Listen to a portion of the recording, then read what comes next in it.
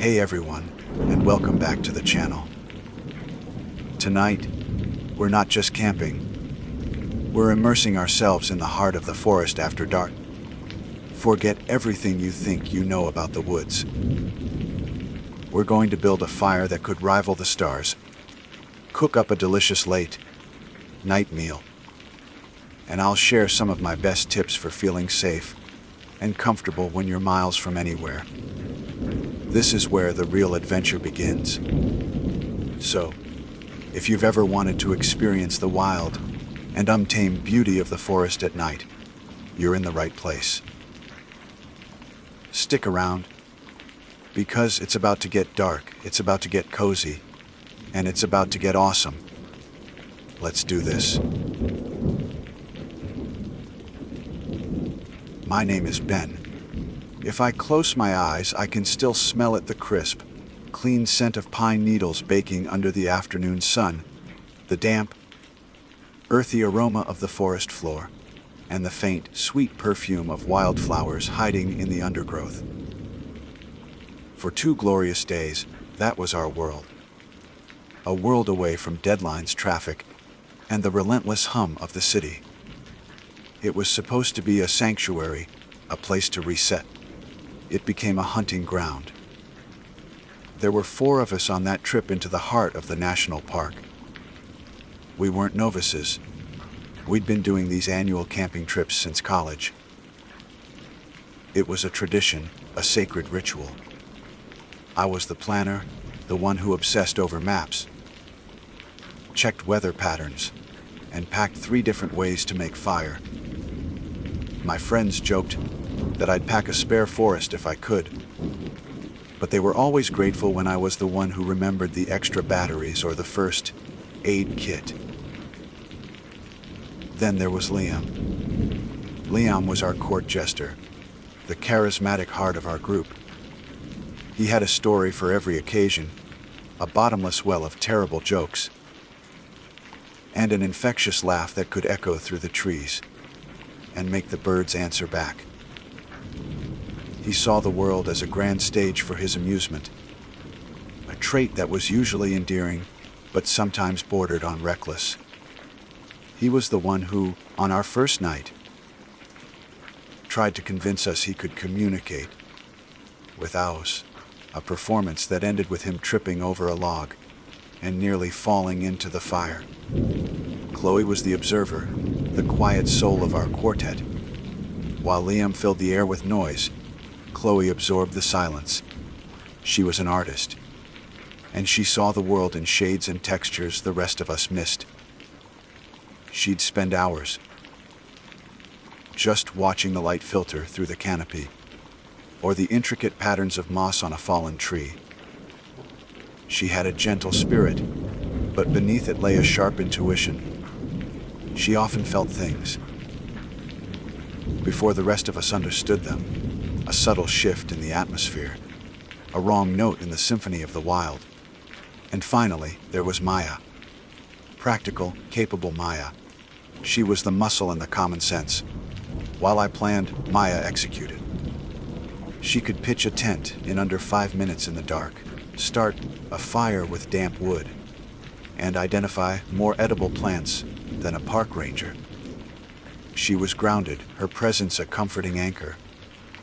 If the world was ending, you'd want Maya by your side.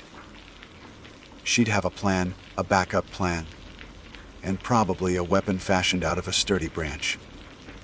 Our chosen campsite was perfect, a small, secluded clearing on a ridge overlooking a gentle slope that descended into a thicker, darker part of the woods. We were the only ones for miles, or so we thought.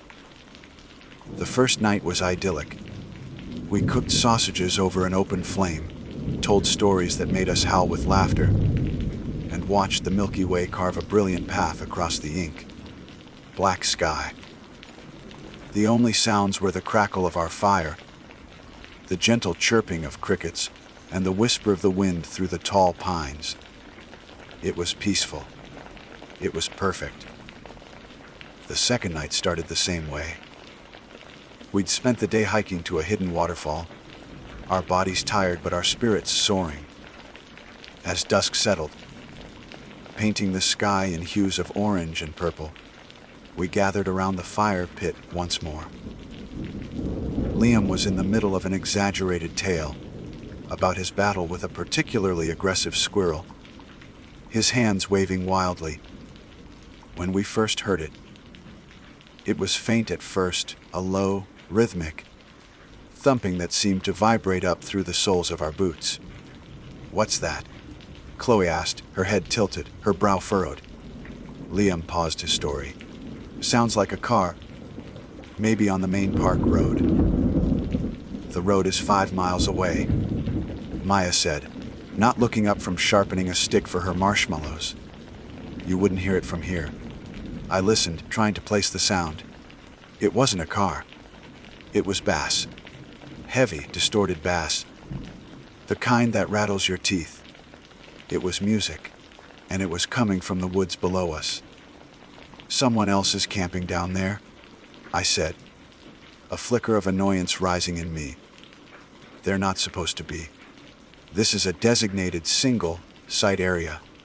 I was a stickler for the rules. The rules were there to preserve the very peace we'd come to find. The music grew louder. The steady, intrusive thump, thump, thump was now accompanied by a cacophony of other sounds. Shouting. Not the happy shouts of people having fun, but harsh, guttural yells.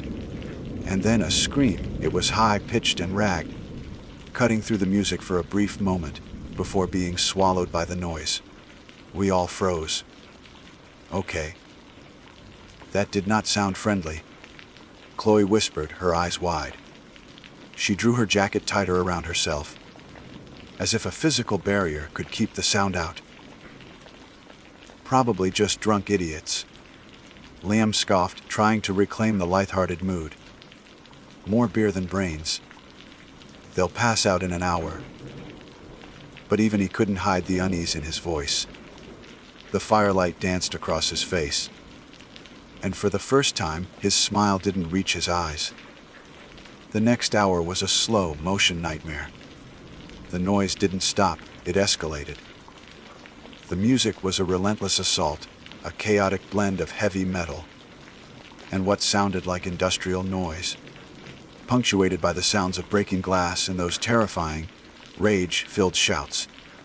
It wasn't a party. It was a riot. The beautiful silence of our sanctuary had been violated, replaced by a soundtrack of pure aggression that seeped into our clearing and poisoned the air. We tried to ignore it. We tried to talk, to tell other stories, but the noise was a physical presence, an unwanted guest at our campfire.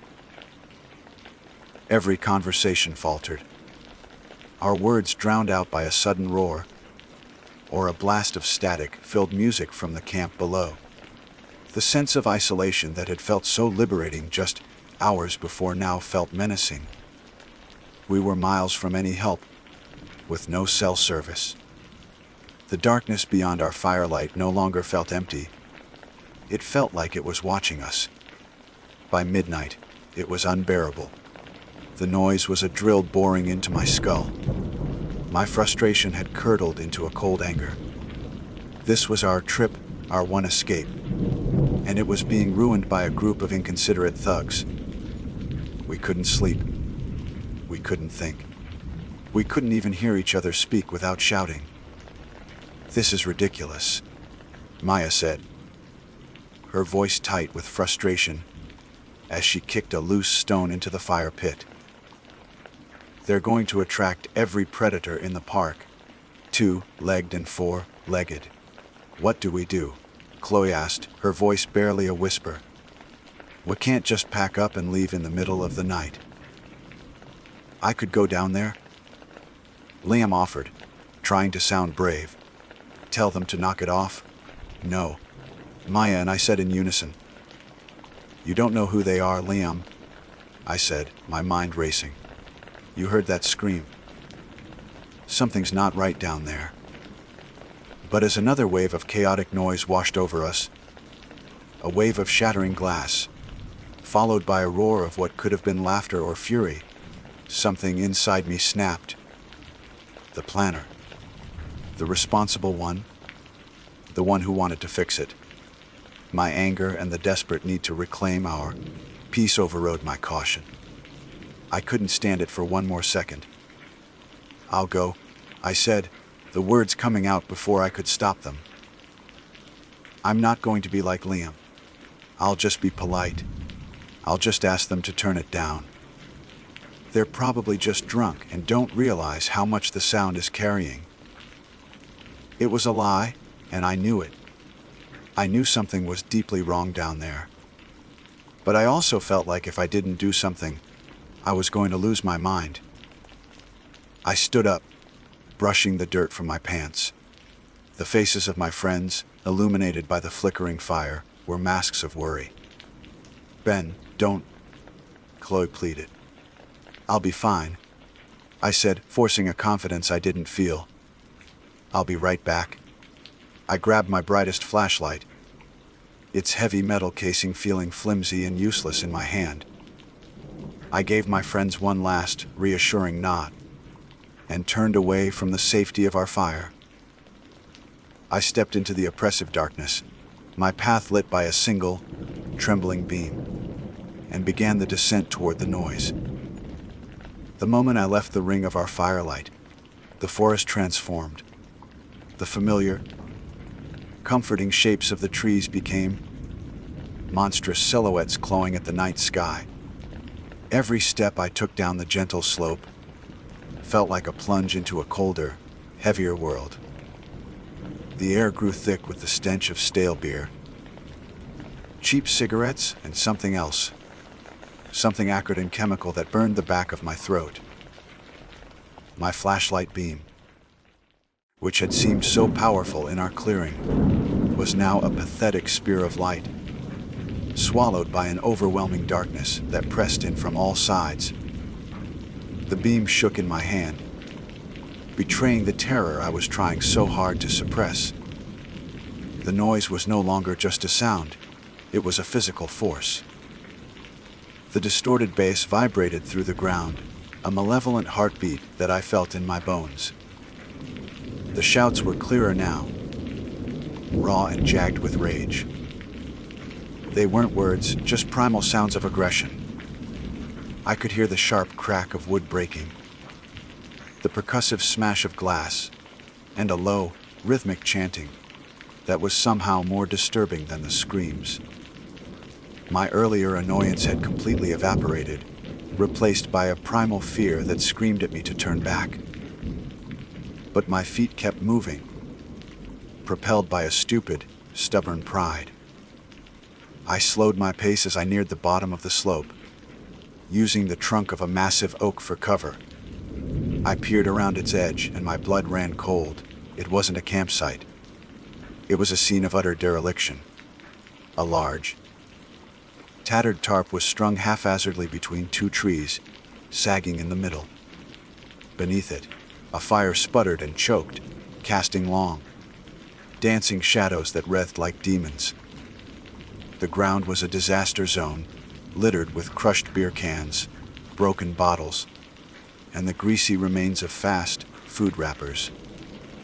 A cheap, portable speaker, the source of the hellish music, sat on a cooler, its casing cracked and vibrating violently. And then I saw them. There were 5 of them, or maybe 6.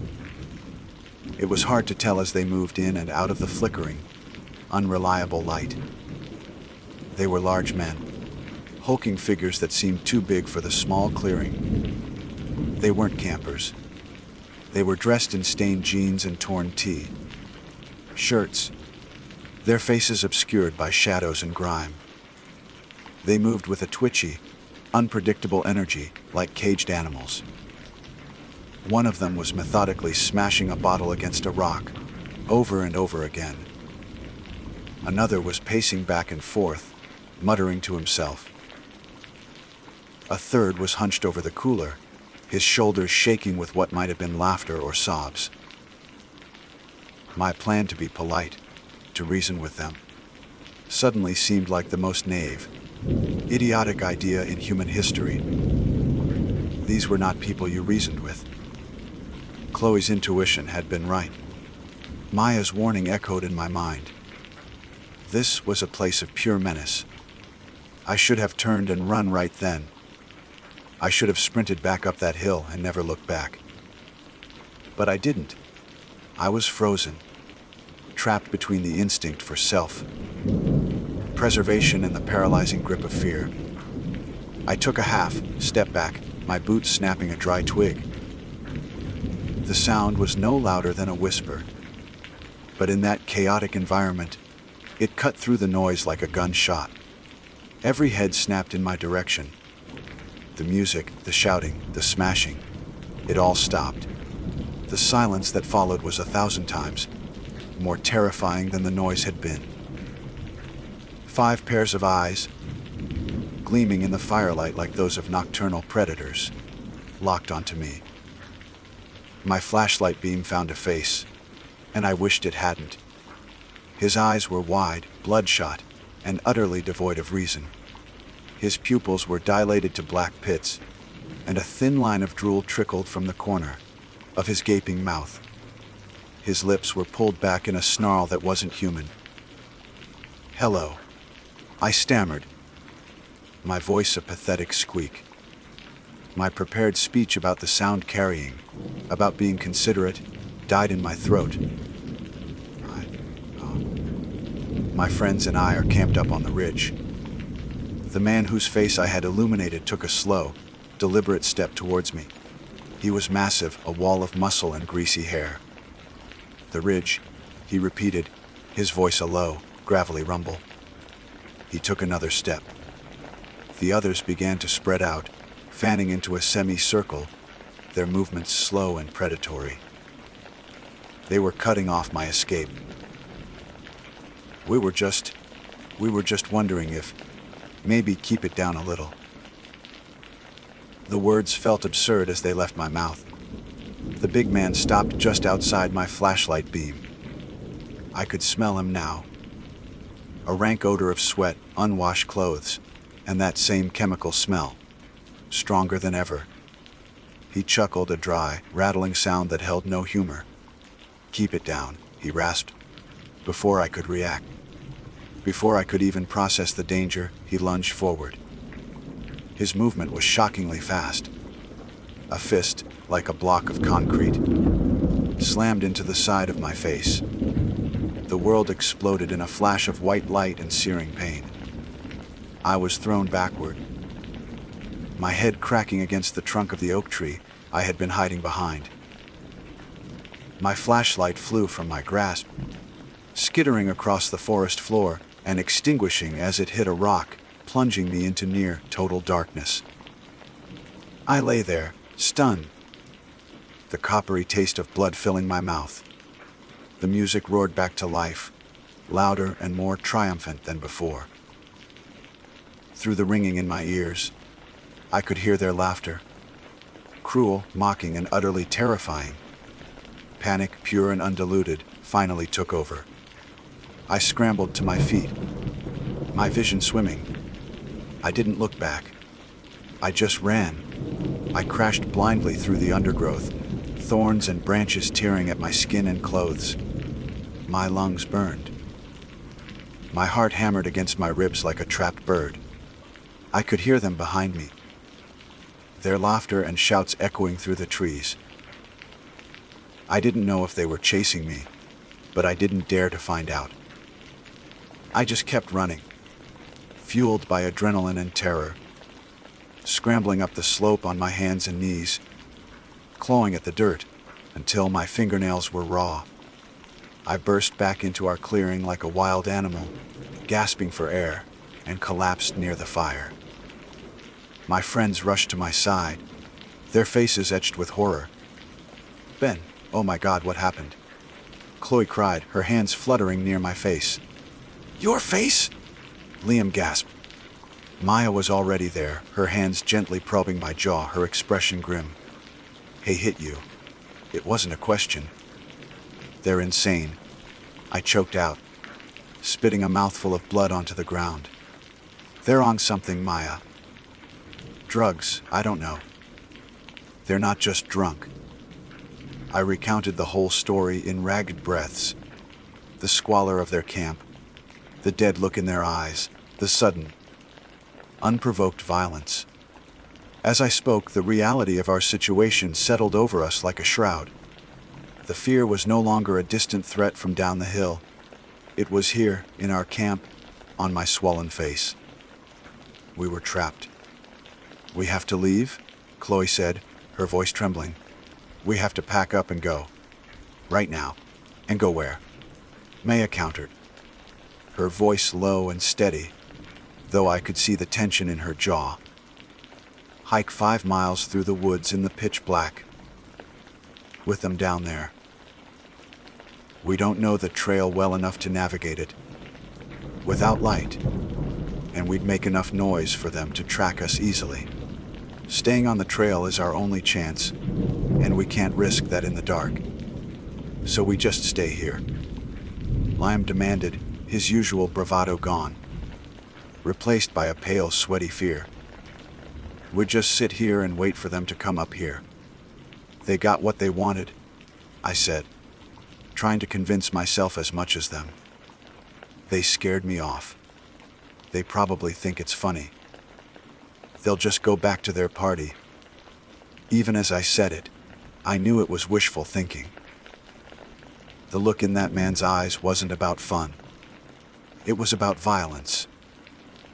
We argued for what felt like hours, our hushed, frantic whispers a stark contrast to the continuing chaos from below. Every option seemed worse than the last. Leaving felt like walking into an ambush. Staying felt like being sitting ducks. We were paralyzed by indecision and fear. We were city people, used to a world with police, with streetlights, with help just a phone call away. Out here, we were utterly, terrifyingly alone. In the end, exhaustion and the lack of a better alternative made the decision for us. We would stay. It was a colossal mistake. A failure of nerve that would haunt me for the rest of my life. We reasoned that they didn't know exactly where our campsite was. We reasoned that climbing the ridge was more effort than they'd be willing to make. We told ourselves that the safest thing to do was to extinguish our fire, hide in our tents, and wait for the first light of dawn. That was our huge mistake. We chose to believe we were dealing with rational people, that their aggression had limits. We chose to hide instead of run, as we doused our comforting fire, plunging our small island of safety into the same oppressive darkness as the rest of the forest. We didn't feel safer. We felt like we were digging our own graves. The last thing I saw before zipping my tent shut was Chloe's face, pale and tear-streaked in the moonlight, her eyes fixed on the dark slope below, waiting. And we didn't have to wait long. Hiding in my tent, I had never known a silence so loud. The absence of our crackling fire was a gaping wound in the night, and every sound of the forest rushed in to fill it. The gentle rustle of leaves became the whisper of someone creeping past. The snap of a distant twig was a footstep. The hoot of an owl was a signal. The darkness inside the thin, nylon walls of my tent felt absolute. A suffocating blanket that offered no comfort, only concealment. My heart hammered a frantic rhythm against my ribs, a drumbeat of pure terror. I lay perfectly still, my sleeping bag pulled up to my chin, every muscle coiled tight, listening. The chaotic noise from the camp below had subsided, replaced by an eerie, watchful quiet. That was worse. The party had ended. What came next? I could hear Liam's ragged breathing from his tent nearby, and a soft, muffled sob that could only be Chloe.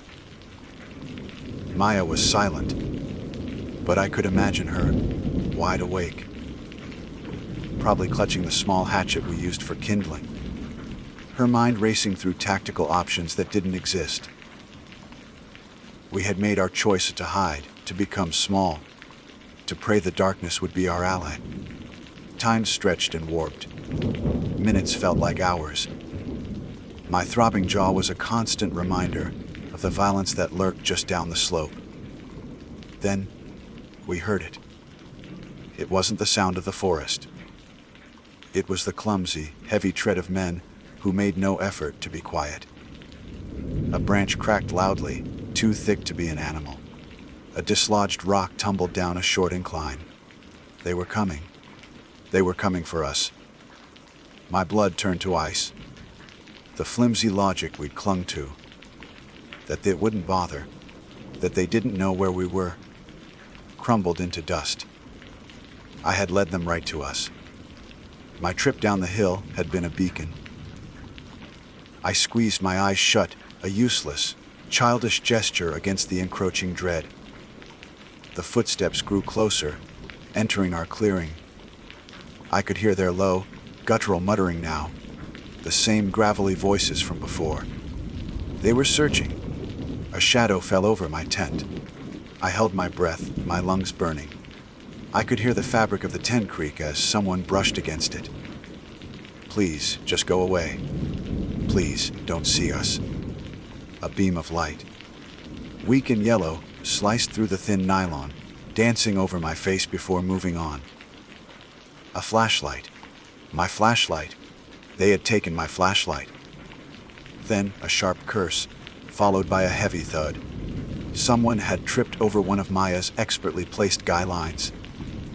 The game was over. They're in here! A voice roared. The world exploded. The zipper on my tent was torn open with a single, violent rip. A hand grabbed the front of my shirt, hauling me out of my sleeping bag and onto the cold, hard ground. I looked up into the face of the man who had punched me. In the pale moonlight, his eyes were black holes of madness. The others were doing the same, ripping open Liam and Chloe's tent, dragging them out into the clearing. Maya burst out of her own tent, brandishing the small hatchet, her face a mask of defiant fury. It was a scene from a nightmare. The hulking figures of the men dwarfed us. They moved with a terrifying purpose now. The pretense of a party stripped away to reveal the raw violence beneath. And then I saw the glint of steel. The big man, the one who seemed to be their leader, held a knife. It was a butcher's knife, long and heavy, its blade stained with something dark.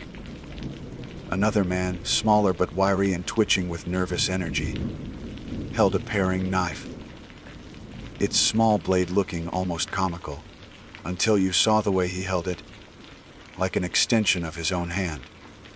Look what we found. The leader sneered, his gaze sweeping over us. Little piggies hiding in their houses. Liam, ever the talker, tried to reason with them. Look, man, we don't want any trouble. Take whatever you want. Our wallets, our gear. Just take it and go. The man with the butcher knife laughed, a horrible, grating sound. We don't want your shit, he said. We just want to have some fun. He took a step toward Chloe, who shrank back, her eyes wide with terror. That's when Maya moved. She lunged forward, not at the leader, but at the man with the paring knife, swinging the hatchet in a wide arc. It was a brave, desperate move, but she was no match for them. He sidestepped easily and kicked her leg out from under her. She fell hard, the hatchet flying from her grasp. Before they could close in on her, a shout out from the edge of the woods. Hey, get away from them! We all turned. A figure stood at the tree line, holding a large, heavy-duty flashlight. It was Tim. Tim was a friend from another college. A guy we met up with on these trips occasionally. His campsite was a mile further into the park, in a different designated zone. He must have heard the screams and come to investigate. He was bigger than me or Liam, a solid, dependable guy. In any other circumstance, I would have been flooded with relief. Right now, all I felt was a new wave of dread. He had just walked into his own execution. His arrival distracted them, but only for a moment. It broke their focus and shattered their sick game. Their expressions shifted from cruel amusement to pure, animalistic rage. They had been interrupted. "Looks like another one wants to play." The leader snarled, turning his attention from us to Tim. He and another man started toward Tim, who stood his ground, holding the heavy flashlight like a club. "I've already called the Rangers on the satellite phone." Tim lied, his voice loud and clear. "They know where we are. They're on their way." It was a good bluff, but it didn't work. These men were beyond reason, beyond fear of consequences. They just laughed and quickened their pace. Everything happened at once. Seeing his chance, Liam tackled the man who had kicked Maya, trying to wrestle him to the ground. I scrambled to my feet and ran toward the struggle, wanting to help, wanting to do anything other than stand there and wait to be killed. I never made it. The man with the paring knife, the one Maya had attacked, intercepted me. He moved like a snake. I saw the flash of the small blade, but I couldn't process it. There was no grand, dramatic moment. Just a sudden, sharp, cold sting in my chest. I looked down. The handle of the knife was sticking out from my sternum. It didn't seem real. There was no immediate, overwhelming pain, just a profound sense of shock and a spreading, wet warmth beneath my shirt. "Ben," I heard Maya scream. My legs gave out. The world tilted sideways, the moon and the trees spinning in a nauseating vortex. As I fell, my last clear sight was of Tim. He had swung his heavy flashlight, connecting with the shoulder of one of the men, who roared in pain. But the leader, the one with the butcher knife, was on him. He didn't feint or posture. He just lunged, a single, brutal, downward thrust. The knife went into Tim's stomach. Tim let out a choked gasp, his eyes wide with disbelief, and crumpled to the ground, the big flashlight clattering beside him. The sight of both of us on the ground, bleeding, seemed to finally break the spell of their rage. Or maybe Tim's lie about the Rangers had finally sunk in. Or maybe, just maybe, this was as far as they had intended to go. The leader looked down at Tim, then at me. He shouted something to his men. And then, as quickly as they had come, they were gone. They melted back into the darkness, their heavy footsteps receding down the slope, leaving behind a scene of carnage and devastation. For a moment, there was only the sound of our own ragged, panicked breathing. Then Chloe was at my side, her hands pressing down on my chest, her tears falling on my face. "Oh God, Ben, oh God." Maya, her own face bruised, was already with Tim, ripping strips from a T-shirt to press against his wound. Liam, bruised and battered but not seriously hurt, was just staring into the darkness where they had vanished, his face a mask of shock. We had survived, but we were broken. The rest of the night is a blur of pain, fear, and the agonizingly slow passage of time. We waited for a dawn that felt like it would never come. We waited for Rangers who weren't coming. We just tried to keep each other alive. When the first gray light of morning finally filtered through the trees, it didn't bring relief, only a clearer view of the horror. We were a tableau of survival. Battered, bloody, but breathing. The hike out was the longest 5 miles of my life, supporting each other, stumbling, and leaving a trail of blood on the forest floor. I still have the scar on my chest. Tim has a larger one on his abdomen. But the physical wounds are nothing compared to the others. The lesson from that night is carved into my soul, a scar far deeper than any knife could make. When you are in the wild, and you see the first sign of danger, when the air feels wrong and your gut screams you that something is off, listen to it. Don't rationalize. Don't hesitate. Don't be brave. Run. Your life depends on it. My name is Alex, and the wilderness has always been my sanctuary. Not the curated, signposted wilderness of national parks, but the raw, untamed expanses you find by tracing forgotten lines on a topographical map. It was a passion my best friend, Jake, and I had shared since we were teenagers, a ritualistic escape from the concrete grid and digital noise of our everyday lives. For us, true silence wasn't the absence of sound, it was the absence of people. This particular trip was Jake's idea. He'd found it on an old Forestry Service map. A small, unnamed lake nestled deep within a sprawling tract of state land, accessible only by a long decommissioned logging road and a subsequent trek on foot. He'd sold it to me with his usual infectious enthusiasm, his eyes wide with the promise of adventure. No trails, Alex, no people. Just us, the stars, and a million fish that have never seen a lure. The journey itself was a testament to our commitment. We spent 3 hours in Jakey's beat, up but reliable pickup, the pavement giving way to gravel, then to a dirt track that was little more than 2 ruts overgrown with weeds. The truck groaned and complained, its suspension tested by rocks and potholes, until finally, the road dissolved entirely into the forest floor. The last vestiges of civilization vanished with our cell signal 2 hours earlier. We were on our own, just as we'd wanted. We shouldered our heavy packs, the familiar weight a comforting burden, and began the hike. The air, thick with the scent of pine and damp earth, felt clean and alive in my lungs. Sunlight filtered through the dense canopy above, dappling the forest floor in shifting patterns of light and shadow. For 2 hours, the only sounds were the crunch of our boots on fallen needles, our own steady breathing, and the distant chatter of a squirrel scolding us for our intrusion. The lake, when we finally reached it, was a revelation. It was more beautiful than the map could ever suggest. A sheet of polished obsidian, cradled in a basin of ancient rock and surrounded by a silent cathedral of towering pines.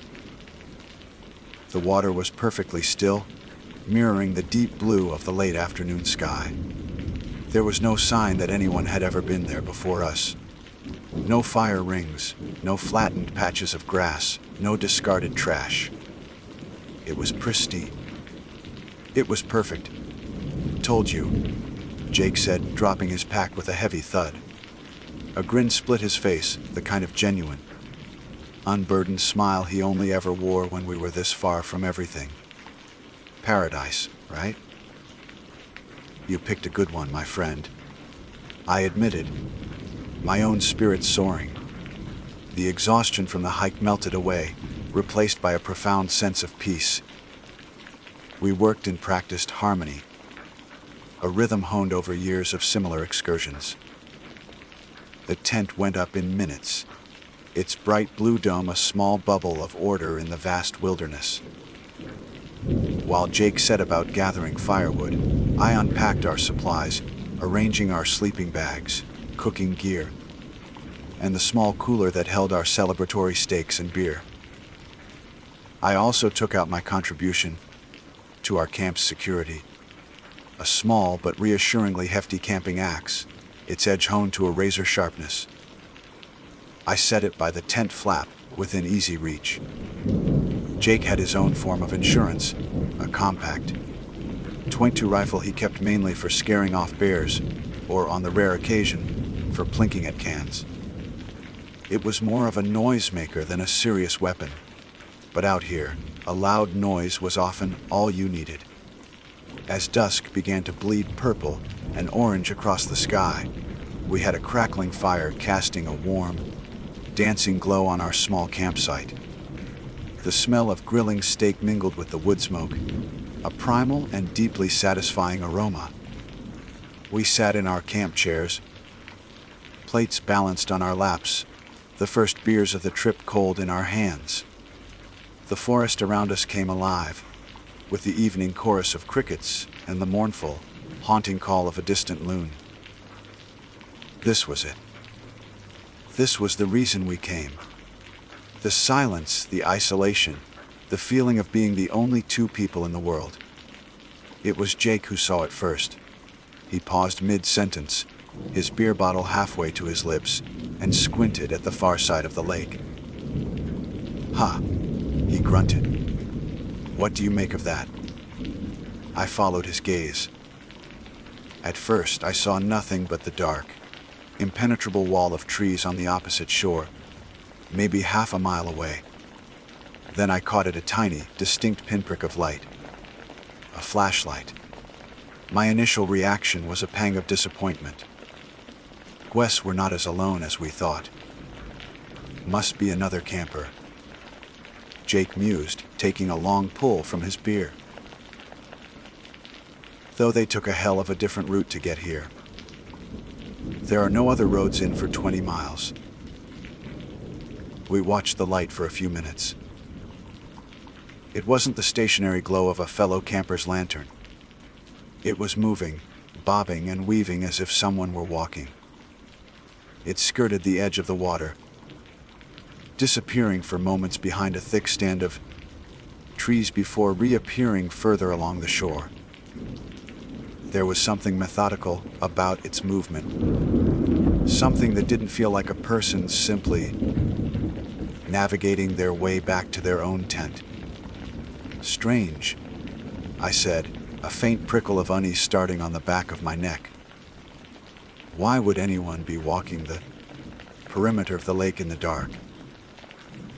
Maybe they're looking for a good fishing spot for the morning, Jake offered, though his voice lacked its earlier conviction. He set his plate down and leaned forward, his elbows on his knees, his focus now entirely on the distant light. We fell silent, the cheerful crackle of our fire suddenly sounding inadequate against the vast, dark quiet of the forest. The light continued its slow, deliberate journey. It wasn't wandering aimlessly. It was following the curve of the lake with an unnerving purpose. And with each passing minute, it was getting closer. The initial disappointment had curdled into a low, great anxiety. The wilderness felt different now. The isolation that had been a comfort, just moments before, now felt like a vulnerability. The light reached a small peninsula that jutted out into the water and was suddenly obscured from our view. We waited, our eyes fixed on the spot where we expected it to re-emerge. 1 minute passed, then 2. The silence stretched, taut and heavy. The loon called out again, its cry sounding less mournful and more like a warning. Maybe he stopped, Jake whispered, his voice a low rumble. But I knew he hadn't. I could feel it. A primal instinct, long dormant in the safety of city life, was screaming that something was wrong. Then, it reappeared, and our blood ran cold. It was no longer on the far side of the peninsula. It had rounded the point, and was now significantly closer, maybe only a quarter mile away. The beam was brighter, clearer. It swept back and forth, no longer pointing at the ground, but casting its beam out across the water, then into the trees, then back to the shoreline. It was searching, and it was heading directly for our camp. The steaks sat forgotten on our plates. The fire, our beacon of warmth and safety, now felt like a spotlight, exposing us in the immense darkness. Jake slowly reached down beside his chair, his hand closing around the stock of his rifle. The shared peace of our sanctuary had been irrevocably shattered. We were no longer alone. We were being hunted. The light kept coming, a single, malevolent eye in the night. It wasn't going around the lake anymore. It was coming for us. The transition from peace to primal fear is shockingly swift. One moment, the crackling fire is a comforting hearth. The next, it's a glaring beacon painting a target on our backs. The approaching light wasn't a friendly wanderer. It was a predator's eye, and we were the prey caught in its gaze. "Kill the fire," I hissed, the words barely a whisper. My voice was tight, strained. Jake didn't need to be told twice. He was already moving, kicking dirt and loose soil onto the flames with a frantic, controlled urgency. The cheerful blaze sputtered, choked, and died, plunging our immediate area into a deeper darkness. The sudden absence of light was disorienting. Acrid smoke stung my eyes, and for a terrifying second, I was blind, my vision filled with the ghost image of the flames. The only light left was the one sweeping through the trees, now alarmingly close. The tent. Jake breathed, his silhouette a darker shape against the dark. "Grab your axe."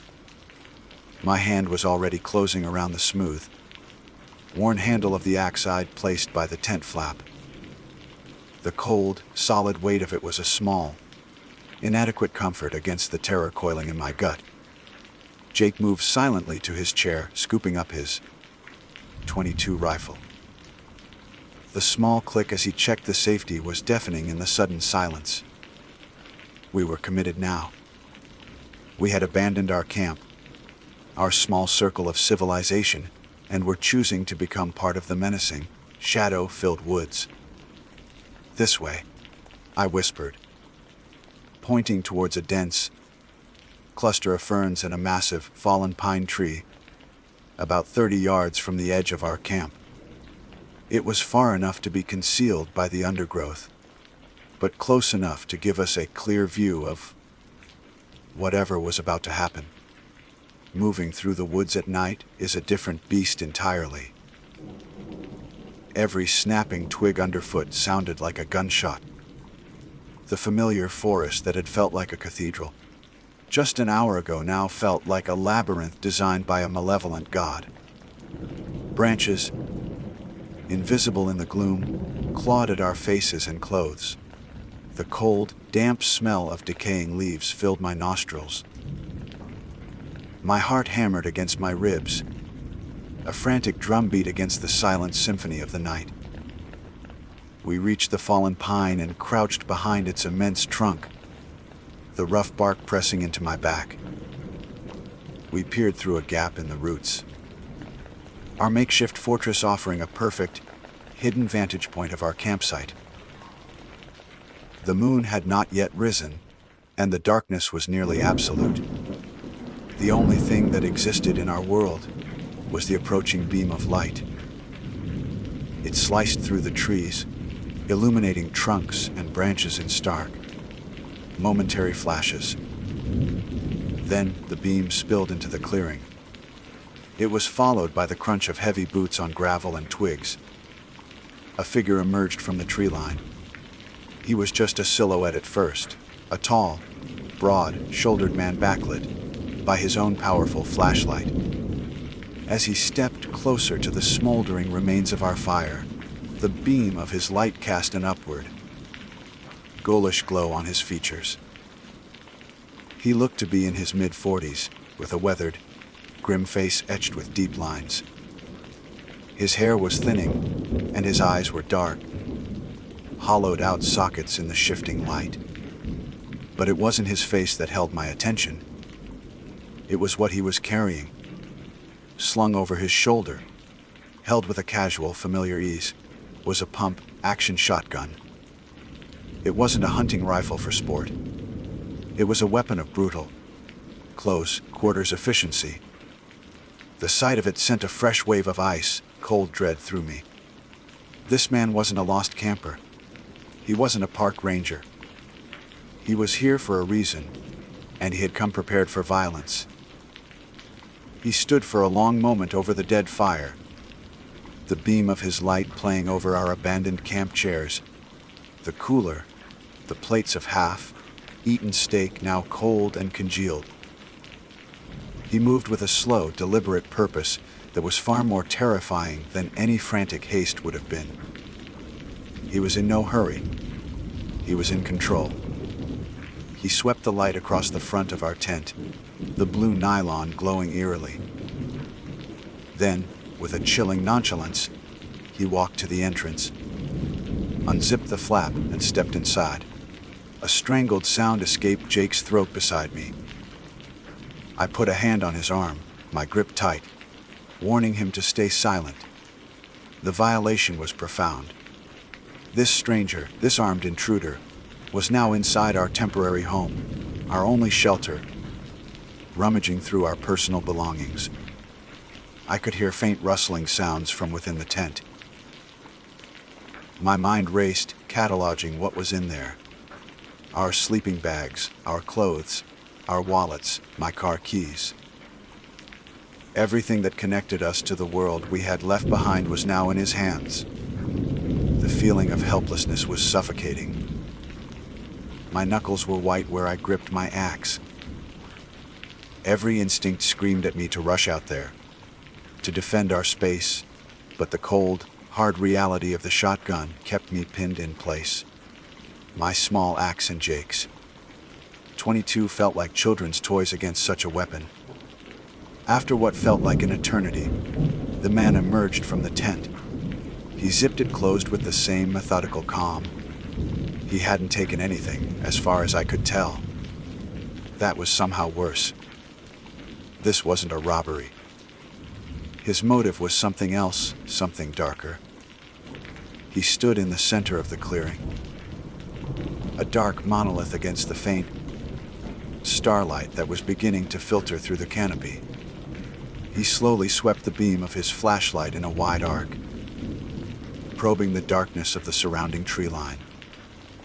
The beam passed over us, a blinding white light that forced us to shrink further behind the log, to press our faces into the damp earth, and pray the shadows held us.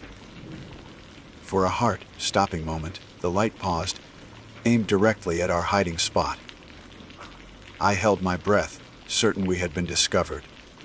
My muscles tensed, ready to spring, to fight, to do something, anything. Then, the beam moved on.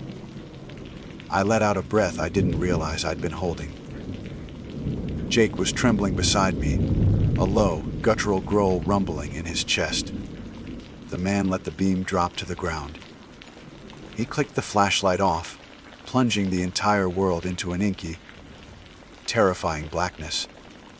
The silence that followed was absolute, broken only by the frantic pounding of my own blood in my ears. We were blind, listening, every nerve ending alight with adrenaline.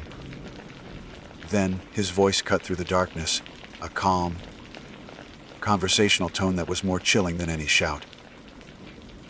"I know you're out there." The words hung in the air, devoid of echo, absorbed by the infinite blackness of the forest.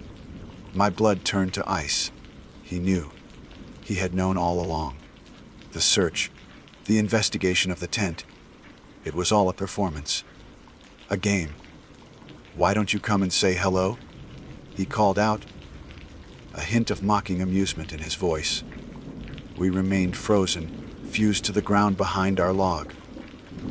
To answer was to reveal our position. To stay silent was to cede control, to wait for his next move. We chose silence. It was our only shield. The forest held its breath with us. The silence stretched for a full minute. It was a battle of wills played out in the dark. Then, we heard a sound that shattered the night and our last vestiges of hope. It was a sharp, metallic, and unmistakable sound. Shake, shake. The sound of a pump-action shotgun being chambered. He was done playing. Before we could even process what was happening, a deafening roar ripped through the forest. A brilliant flash of orange erupted from the center of the clearing, momentarily illuminating the entire scene like a lightning strike. The blast was followed by the sound of buckshot tearing through the leaves and branches of the trees. Not 20 feet to our left. Wood splintered, and leaves rained down around us. The concussion of the blast hit my chest like a physical blow. The ringing in my ears was instantaneous and overwhelming. We both flinched violently, pressing ourselves as flat as we could against the unyielding earth. He hadn't seen us. He was just shooting into the darkness, flushing his prey out into the open. Our deadly mistake wasn't just choosing a campsite that wasn't as isolated as we thought. It was in underestimating the nature of the threat. This wasn't a man. This was a monster. And he was just getting started. The world dissolved into a ringing, high-pitched whine. For a moment, I forgot how to breathe. The acrid smell of burnt gunpowder filled the air, a scent that would be forever seared into my memory. Dirt and splintered wood rained down on us. We were alive. That single, shocking fact was the only thought my adrenaline-soaked brain could process. He hadn't seen us. It was a blind, terrifying shot into the dark. Beside me, Jake was making a low, panicked sound, a mixture of a sob and a gasp. "We have to run," he choked out, his voice cracking. "Alex, we have to run now." No! "Stay down," I hissed, grabbing his arm with a force that surprised even me. My mind, which had been frozen in terror, was now racing, propelled by a desperate will to survive. He wants us to run. He's trying to flush us out. If we run, he'll hear us. He'll see us.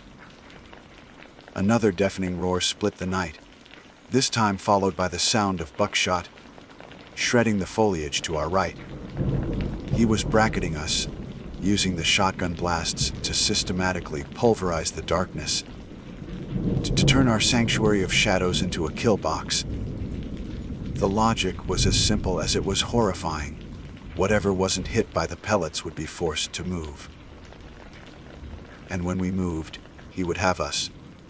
Shek, shek. The sound of him reloading was now the most terrifying sound in the world. It was the ticking clock of our own mortality. "We can't stay here," Jake whispered, his body trembling uncontrollably. "He's going to walk right into us."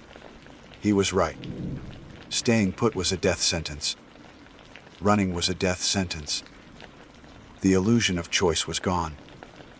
All that was left was a desperate gamble. "Okay," I breathed, my heart hammering against my ribs. "Okay, we move. Not away from him, deeper into the woods. On my signal. When he fires the next shot, we run. The sound will cover us. Don't stop for anything, you hear me? Anything." Jake gave a short, sharp nod, his eyes wide with terror, but now focused, locked on mine.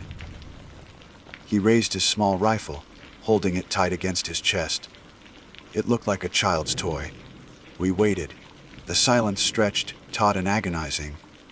Every rustle of a leaf, every creak of a branch was the monster coming for us. I could hear his heavy footsteps now, crunching on the forest floor as he moved around the edge of the clearing, changing his angle. He was a patient hunter. Then it came, the third blast. A blinding flash, a deafening roar. "No," I screamed, and we scrambled to our feet. We didn't run, we fled. It was a blind, chaotic plunge into the abyss of the forest. Thorns tore at our skin and clothes like claws. Low, hanging branches whipped at our faces. We stumbled over unseen roots and rocks, our ankles twisting, our lungs burning. Behind us, I heard the man shout, an enraged, guttural roar. He knew we were moving. The hunt was on. The forest was a black, suffocating maze. All sense of direction was gone. The only guide was the terrain under our feet, sloping downwards, away from the lake. We crashed through the undergrowth, the noise we were making sounding like a stampede. It didn't matter. Silence was no longer an option. Speed was our only prayer. Another shotgun blast echoed behind us, closer this time. He was following, and he was fast. I risked a glance over my shoulder and saw the bobbing beam of his flashlight cutting through the trees. He was gaining on us. "This way," Jake yelled, veering to the right where the trees seemed slightly less dense. We ran side by side, our shared terror a grim bond between us. The small axe in my hand felt impossibly heavy, useless.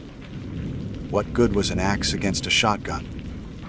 We burst through a thicket of bushes and found ourselves on the edge of a steep, rocky ravine.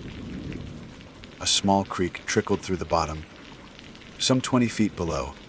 It was too steep to climb down safely, especially in the dark and in a panic. We were trapped. Dead end. Jake gasped, his chest heaving as he scanned the ravine's edge. The flashlight beam was getting brighter, closer.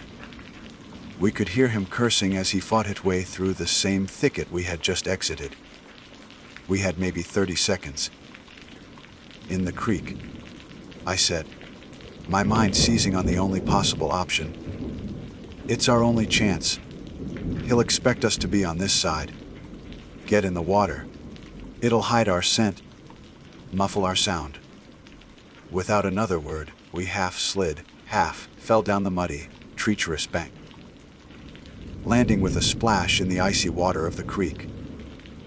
The shock of the cold was brutal, but it jolted me with a fresh surge of adrenaline. The water was only knee-deep, but the current was swift, and the rocks underfoot were slick with algae. We crouched low, pressing ourselves against the rocky wall of the ravine, the overhang providing a small sliver of cover. Seconds later, the man crashed through the bushes at the top of the ravine, right where we had been standing. His powerful flashlight beam sliced through darkness above us, sweeping back and forth. We held our breath, the frigid water seeping into our bones, our teeth chattering silently. I watched the beam, praying it wouldn't dip down into the ravine. He stood there for what felt like a lifetime, a dark silhouette against the night sky. He was listening. We could hear his heavy, ragged breathing. Then, with a frustrated grunt, he turned and started moving along the edge of the ravine, his light disappearing as he followed the bank downstream. He thought we had kept running. We waited, submerged in the freezing water, until the sound of his movements had completely faded. Every muscle in my body screamed in protest, but we didn't dare move. "We have to go," Jake finally whispered, his voice barely audible over the gurgle of the creek. "I can't feel my feet." Slowly, painfully, we began to move, wading upstream, away from the direction he had gone. It was agonizingly slow work, fighting the current, our frozen limbs clumsy and unresponsive. But the ravine hit us. After 100 yards, the banks became less steep, and we were able to haul our shivering bodies out of the water and back onto solid ground. We were soaked, freezing, and utterly lost.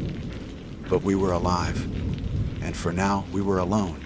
We had no idea where our camp was, no idea where the truck was.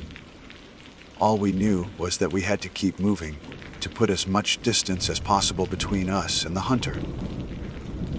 As the first faint hint of dawn began to gray the eastern sky, we stumbled out of the trees and onto a dirt road. It wasn't the logging road we had taken in. It was another one, unfamiliar. We had no idea where it led, but it was a sign of civilization, a lifeline. Hope, fragile and tentative, flickered within me. That's when we heard it, the sound of an engine. Headlights appeared in the distance, coming towards us. We stood frozen in the middle of the road, too exhausted and relieved to even think of hiding. A vehicle was salvation. As it drew closer, my relief curdled back into pure, undiluted horror. It wasn't a car. It was an old beat-up pickup truck.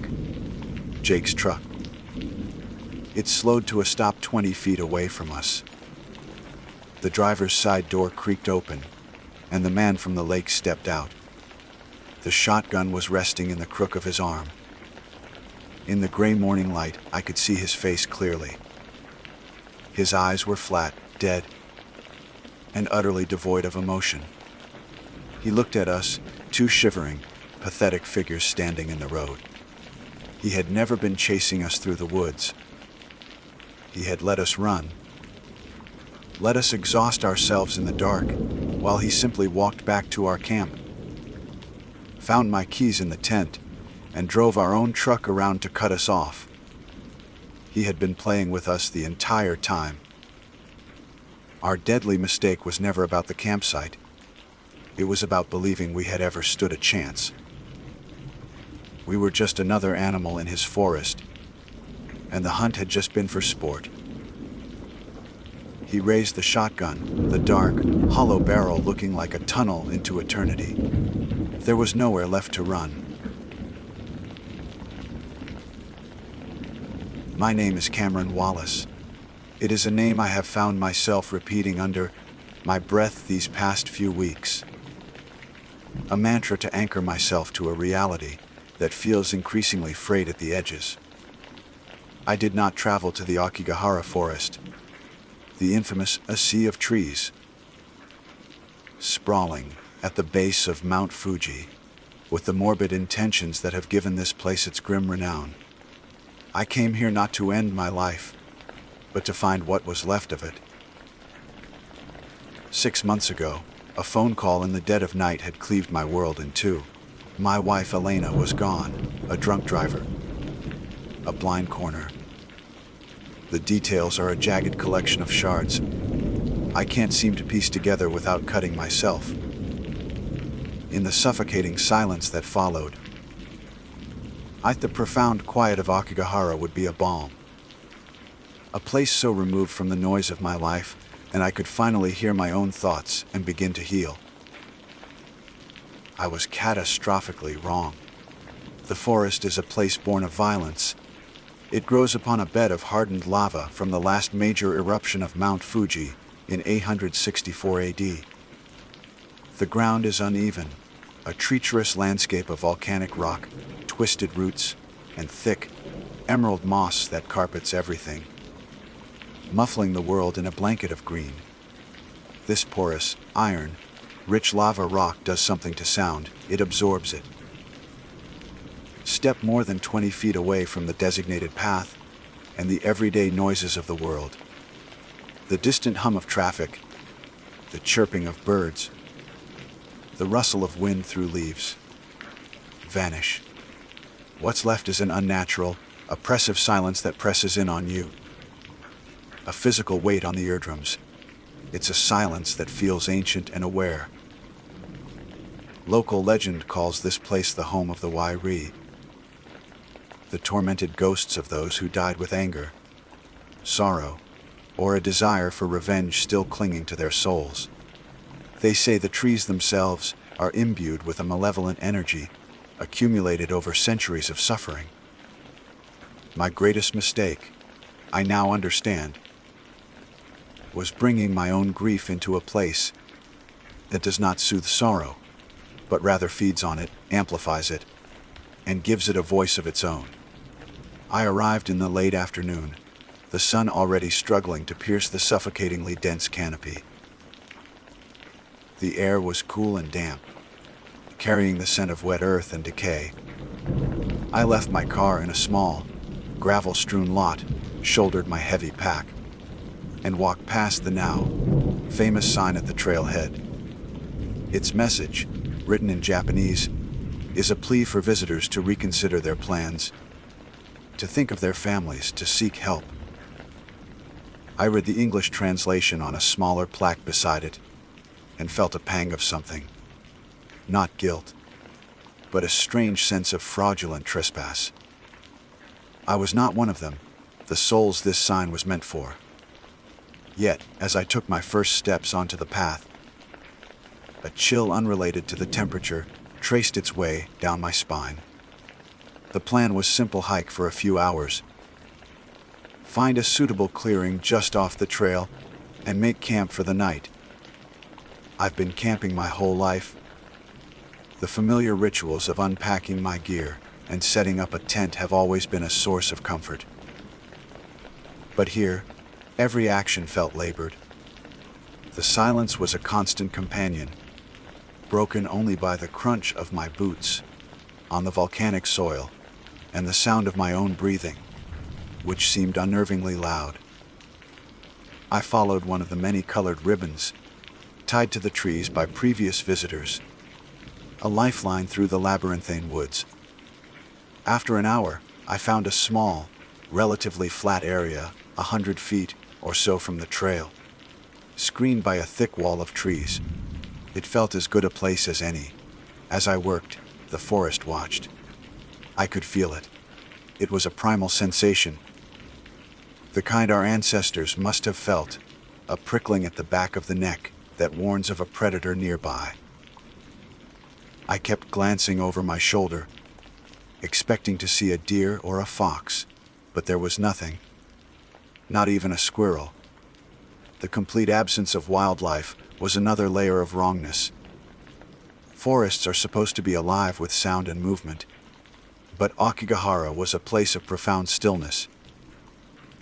Once the tent was up, I pulled out my compass to get my bearings, a habit ingrained since childhood.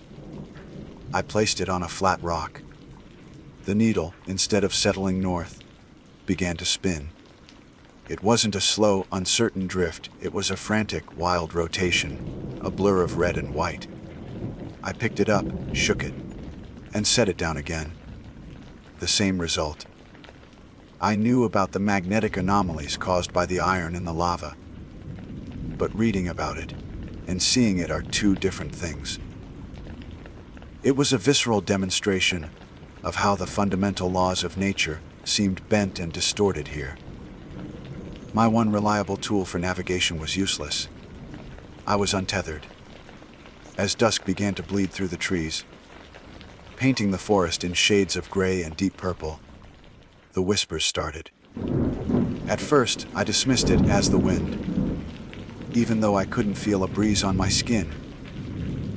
It was a faint, sibilant sound, like the rustling of dry leaves.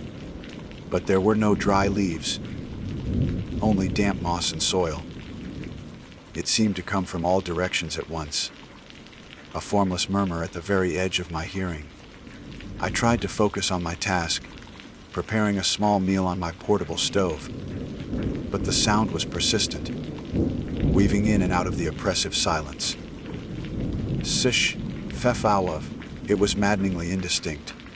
I stood up and strained my ears, turning my head slowly. Nothing.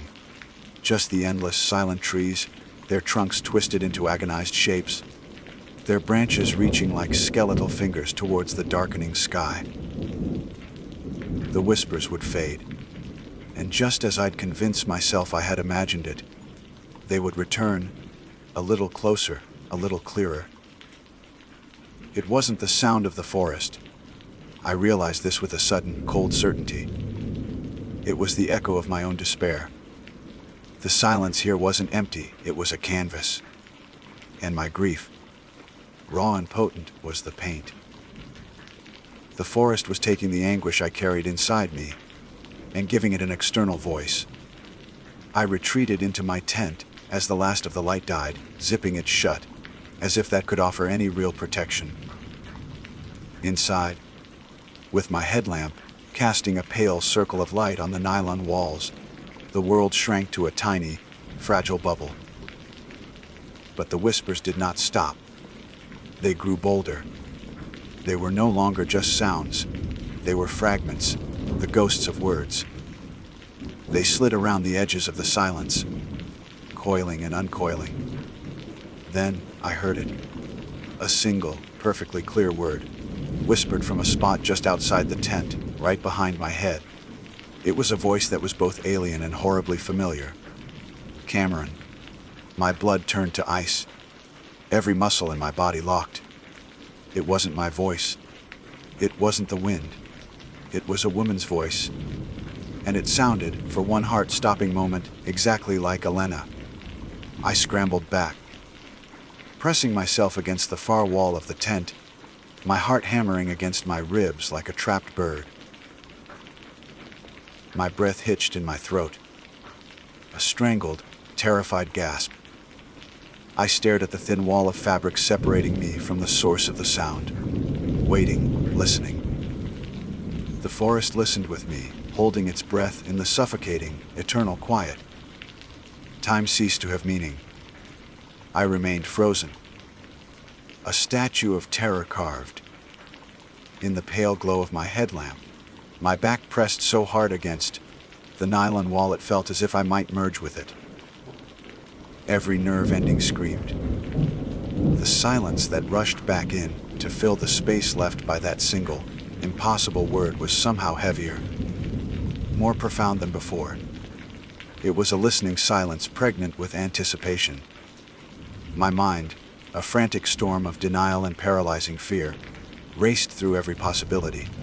It was a hallucination, auditory pareidolia, my grief-stricken brain, starved of sensory input in this sound, deadening vacuum, was simply creating phantoms from the noise of my own circulatory system.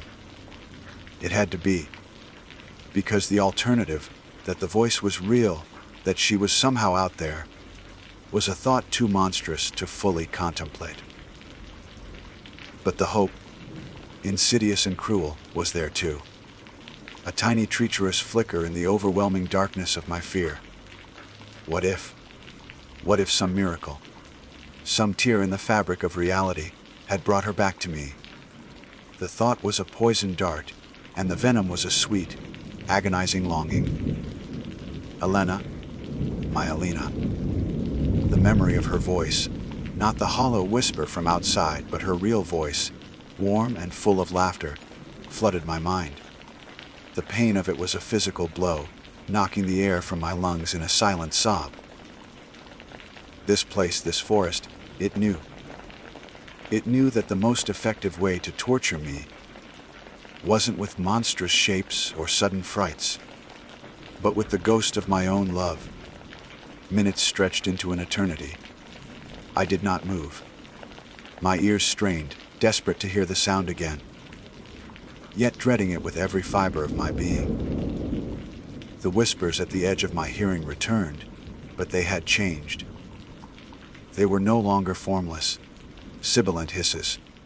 They were taking on shape, coalescing into fragments of memory. Forgot the milk again, Cam? A whisper, faint as a moth's wing against the tent fabric.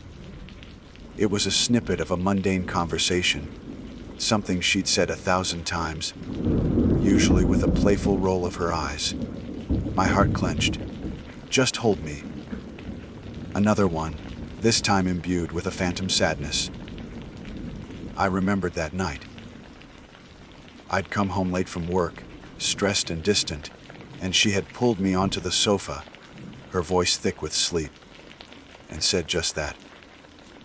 The memory was so vivid, I could almost feel the weight of her head on my shoulder. The forest was ransacking the archives of my heart, pulling out moments of intimacy and twisting them into weapons. It was a violation of the most sacred kind. I had to know. The uncertainty was a corrosive acid, eating away at my sanity. Staying in the tent, a helpless prisoner of my own memories, was no longer an option. With a surge of adrenaline, fueled desperation, I reached for the one thing in my pack that felt like it held any power, my heavy-duty flashlight. Its solid metal casing was a comfort in my trembling hand. Taking a deep, shuddering breath, my fingers found the zipper of the tent door. The sound it made as I pulled it down was obscenely loud in the stillness, a violent tearing of the silence. It felt like a final, irrevocable act. I crawled to the opening, my movements stiff and clumsy, and peered out into the absolute blackness. The world beyond the threshold of my tent was a wall of impenetrable night. The dense canopy above blotted out the stars, the moon, any hint of celestial light. There was only the forest, a breathing entity of shadow. I thumbed the switch on the flashlight. A brilliant, white beam cut through the darkness, startlingly bright. It sliced a path through the trees, illuminating a scene of bizarre, alien beauty. The moss covering the ground and the tree trunks seemed to glow with an internal, phosphorescent light. A vibrant, almost sickly green. The gnarled roots, like the exposed tendons of the earth, crisscrossed the uneven ground. The air was thick with mist, causing the beam of light to look solid. A tangible spear of white I was thrusting into the void. I swept the beam slowly from left to right, my heart pounding in time with the jerky movement. The light caught on twisted trunks, low, hanging branches, and strange volcanic rock formations that looked like crouching figures in the periphery. But there was nothing. No person. No animal. No sign of what had made the sound. The clearing was empty. I held the light steady on the spot, directly behind my tent where I'd heard the voice. The ground was undisturbed. A carpet of thick, damp moss covered everything. There were no footprints, no broken twigs, nothing to suggest anyone, or anything, had been standing there moments before. Relief and a fresh wave of terror washed over me in equal measure. If there was no one there, then the voice had truly been in my head. I was losing my mind. Or, far worse, whatever was out here was something that left no tracks. I was about to retreat back into the tent when the beam of light caught something. A flicker of color, out of place in the monotonous palette of green, black, and gray. It was about 30 feet away, snagged on the thorny branch of a low, lying bush. It was a thin strip of red fabric. A ribbon. At first, I assumed it was just another one of the markers left by hikers. But this one was different. It wasn't the synthetic, weatherproof plastic of the trail markers. It was silk. A deep crimson silk. My blood ran cold. Elena had a scarf like that. A gift I'd given her for our 3rd anniversary. She loved it, wore it often. I had a picture of her in my wallet wearing it. Her head thrown back in laughter, the red silk a vibrant slash against the collar of her white coat. It couldn't be. It was impossible. Her things were in storage, packed away in boxes I couldn't bring myself to open. There was no conceivable way for it to be here, in the middle of this forest, in the heart of Japan. My legs moved before my brain could protest. I was outside the tent, the cold, damp air seeping through my clothes instantly. The flashlight beam was locked on that scrap of red, a beacon in the oppressive dark. I stumbled over a root, catching myself on the rough bark of a tree, my breath coming in ragged gasps. The silence pressed in, broken only by my own frantic sounds. As I got closer, the wrongness of it intensified. It was silk. I could see the sheen of it in the light. I reached out a trembling hand, my fingers brushing against the fabric. It was real. Cold and slightly damp from the mist, but undeniably real.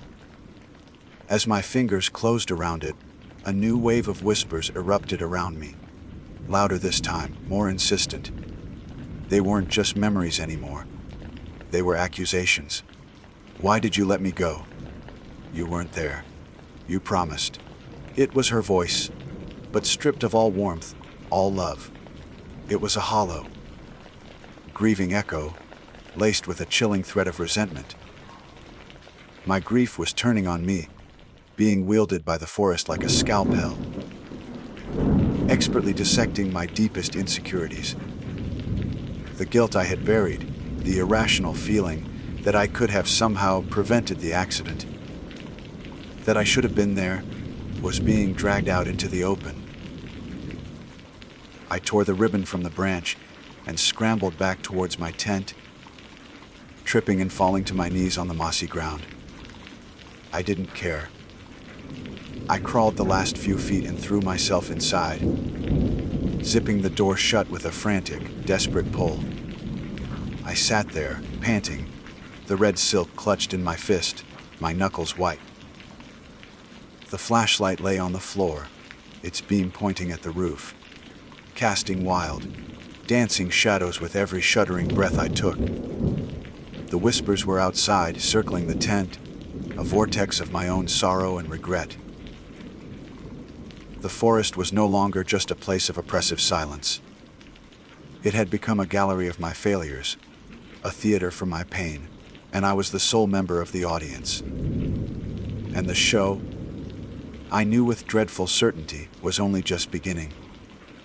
The tent had become a cage, the thin nylon walls a permeable membrane through which the forest poison seeped. I sat huddled in the center, the red silk ribbon of burning coal in my fist, a relic of a life that felt a century away. The whispers were relentless now, a constant, overlapping chorus of my deepest regrets. They weren't just outside anymore. They were inside my head, indistinguishable from my own thoughts. The forest had breached my final defense and was now nesting in my mind. You should have come home earlier that night. You were thinking about work when she was talking to you. She was lonely. Each phrase was a perfectly aimed dart, striking with surgical precision at the softest, most vulnerable parts of my memory. It was a meticulous psychological autopsy, and I was the conscious patient. The flashlight flickered, the batteries dying, casting the interior of the tent into a strobing nightmare of light and shadow. In those fleeting moments of darkness, the shape of the tent seemed to warp, the walls pressing inward, as if the forest itself were trying to crush me. I could feel a weight against the fabric, a slow dragging pressure that would slide along the side and then vanish, only to reappear moments later at a different spot.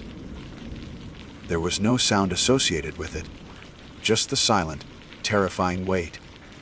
Sleep was an impossible dream. To close my eyes would be to surrender completely. Hours crawled by, each second a drop of acid. I realized with a chilling clarity that the forest wasn't just reflecting my grief. It was shaping it, weaponizing it. It was an active, malevolent intelligence, and its goal wasn't just to frighten me. It wanted to break me. It wanted me to succumb to the despair, to become another one of its permanent residents, another voice in its spectral choir. The sign at the trailhead wasn't a warning. It was an invitation. A new sound began to cut through the whispers. It was a soft, rhythmic tapping on the tent fabric, right by my head. Tap, tap, tap. It was a deliberate, patient sound. My breath caught in my throat. I imagined a long, skeletal finger, a branch animated by some unseen force, testing the boundary of my sanctuary. I lashed out, slapping the inside of the tent where the sound originated. The tapping stopped. Silence. Then, from the opposite side of the tent, it began again. Tap, tap, tap. It was toying with me, a cat with a cornered mouse. That was the final push. I couldn't stay here. To wait for morning was to wait for my own sanity to be completely eroded. Survival, raw and primal, finally overpowered the paralysis of fear. I had to move. I had to get out. The decision made, a frantic energy seized me. I began to cram my belongings into my pack with shaking, clumsy hands. Sleeping bag, stove, the failing flashlight, everything was stuffed in with a desperate lack of order. I left the tent. It was a contaminated space, a tomb. I would abandon it to the forest. As I shouldered my pack, my hand brushed against the pocket of my jeans. My car keys. The thought of my car, a metal and glass box of normalcy and safety, was a distant, beautiful dream. It was my only goal. Find the trail. Find the car. I unzipped the tent door one last time and plunged into the abyss. The night was even darker, more absolute than before. The mist had thickened into a soupy fog that clung to everything, deadening the world. My new headlamp, which I'd thankfully packed, cut a weak, conical hole in the oppressive gloom, illuminating a swirling vortex of vapor, just inches from my face. Beyond that, nothing. I had no idea which way the trail was. My compass was useless, and in my panic, I had lost all sense of direction. I chose a path at random, guided by nothing more than a desperate hope that I was moving away from the clearing. The red silk ribbon was still clutched in my hand, a talisman of horror I couldn't bring myself to discard. The forest fought me every step of the way. Roots hidden beneath the moss grabbed at my ankles like bony hands. Low, hanging branches, wet with dew, slapped against my face, their touch like cold, dead fingers. The whispers followed me, a mobile cloud of torment. But now, one voice began to distinguish itself from the others. Elena's voice. Not the accusatory echo, but the voice I remembered. Warm, gentle, and full of love. This way, Cam. I'm over here. It came from my left, a beacon in the cacophony of self-loathing. My logical mind screamed that it was a trap, the most insidious one yet. But my heart, shattered and desperate, betrayed me. I wanted to believe it. I needed to believe it. I turned and stumbled towards the sound of her voice. You're getting closer, my love. Just a little further. The voice led me deeper into the labyrinth, away from anything resembling a path. The ground became steeper, more treacherous. I was climbing now, scrambling over slick, moss-covered volcanic rocks. The air grew colder. The voice was my only guide. The only thing in this hostile universe that offered any semblance of comfort. After what felt like an eternity of climbing, I emerged from the dense trees into a space that was startlingly open. It was a small, barren plateau on a cliff's edge. The fog was thinner here, and below me, I could see the endless, undulating canopy of the sea of trees, a dark ocean under the faint light of a shrouded moon. The voice had stopped. The whispers had ceased. For the first time since I'd arrived, there was only silence. But this was not the oppressive silence of the lower forest. This was a dead silence. An empty silence. My headlamp beam swept across the clearing and landed on a single, gnarled pine tree growing impossibly from a crack in the rock at the very edge of the cliff. And from its lowest, thickest branch, something was hanging. It was a rope, a noose. The knot was expertly tied. The rope itself was old and weathered, stained dark by rain and time, but it was still strong, still purposeful. It swayed gently in a breeze I couldn't feel. My blood turned to ice. This was a place of finality, a place of despair. The voice had led me here, and then I saw them. Scratched into the rock at the base of the tree were names. Dozens of them. Some were fresh, others so old they were barely legible. And near the bottom, a name that made my world collapse. ELA. It wasn't her handwriting. It was a crude, angry scratch. But it was her name. My gaze lifted from the name back to the noose, and the forest played its final, master stroke. For a fleeting, horrifying second, I saw her there. I saw Elena, her body limp, her head at an unnatural angle, the red silk scarf I had given her tied around her neck, its end fluttering in the phantom wind. I screamed. A raw, guttural sound of pure anguish that tore from my throat. The image vanished as quickly as it had appeared, leaving only the empty noose. But the damage was done. The forest had shown me its ultimate truth. It doesn't just echo your grief. It consumes it. It takes your love and your memories and builds a monument to your despair, inviting you to join it. I stumbled backwards, away from the cliff, away from the tree. My foot slipped on the wet rock. I fell hard, my head striking the ground with a sickening crack. The world tilted, the dark sea of trees below swirling into the sky above. My headlamp went out, plunging me into total darkness. As my consciousness faded, the last thing I heard was a whisper, right beside my ear. It was not Alina's voice this time. It was something ancient, something cold, something hungry, and it was laughing. My name is Dr. Dakota Evans. It is a name that has, over the past decade, become synonymous with the empirical study of the paranormal, a field many of my more traditional colleagues in physics still regard with thinly veiled contempt. They see it as a pseudoscience, a chase for ghosts and goblins better, left to television hosts and charlatans. I, however, see it differently. My background is not in folklore or theology, but in quantum physics and electromagnetic engineering. I do not hunt for spirits. I hunt for anomalies, statistical deviations, energy fluctuations, and temporal distortions that suggest the need. Orderly laws of the universe as we understand them are, at best, incomplete. Our mission to the Hoia Basiu forest in Romania was born from this very principle. It was to be the magnum opus of my research group, a culmination of years spent designing and refining equipment capable of detecting and recording phenomena that defy conventional explanation. We were not a band of amateur ghost hunters. We were a highly specialized scientific team.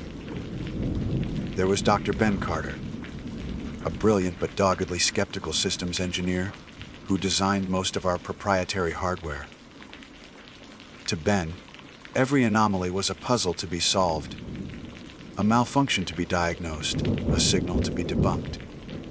Then there was Dr. Eris Thorne, a historian and folklorist whose encyclopedic knowledge of local legends provided the cultural and historical context for our investigations. He was the counterbalance to Ben's skepticism, a man who believed that human experience and centuries of storytelling held truths that our instruments were only just beginning to perceive.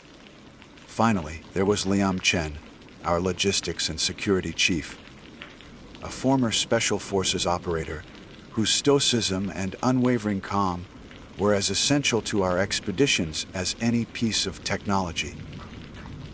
Our target was specific to capture definitive, multi-spectrum evidence of the anomalous aerial phenomena for which the forest was infamous. The Bermuda Triangle of Transylvania, the media had dubbed it. The catalyst for our expedition was a photograph taken in 1968 by Emil Barnia, a clear, unambiguous image of a disc-shaped object hovering over a clearing in the forest known as Poiana Rotund. It was one of the most credible UFO photographs in history, one that had resisted all attempts at debunking. We were convinced that with our modern arsenal of technology, we could not only replicate Barnia's sighting, but capture it in such breathtaking detail. Thermal, electromagnetic, radiological, that its existence would be undeniable. This was our great mistake. It was not a flaw in our logic or our scientific method, but a deeper, more insidious flaw: hubris. We placed our faith entirely in our technology. We carried with us high-resolution full-spectrum cameras, sensitive parabolic microphones capable of capturing infrasound, magnetometers, Geiger counters, and a portable atmospheric sensor suit. We believed, with an almost religious fervor, that our equipment was an impenetrable shield of logic and reason. That any mystery the forest held would inevitably yield to our methodical analysis. We were scientists at the pinnacle of our field, armed with the best tools humanity could devise. We were wrong. Our journey from Cluj, Napoca to the forest's edge was marked by a palpable sense of transition.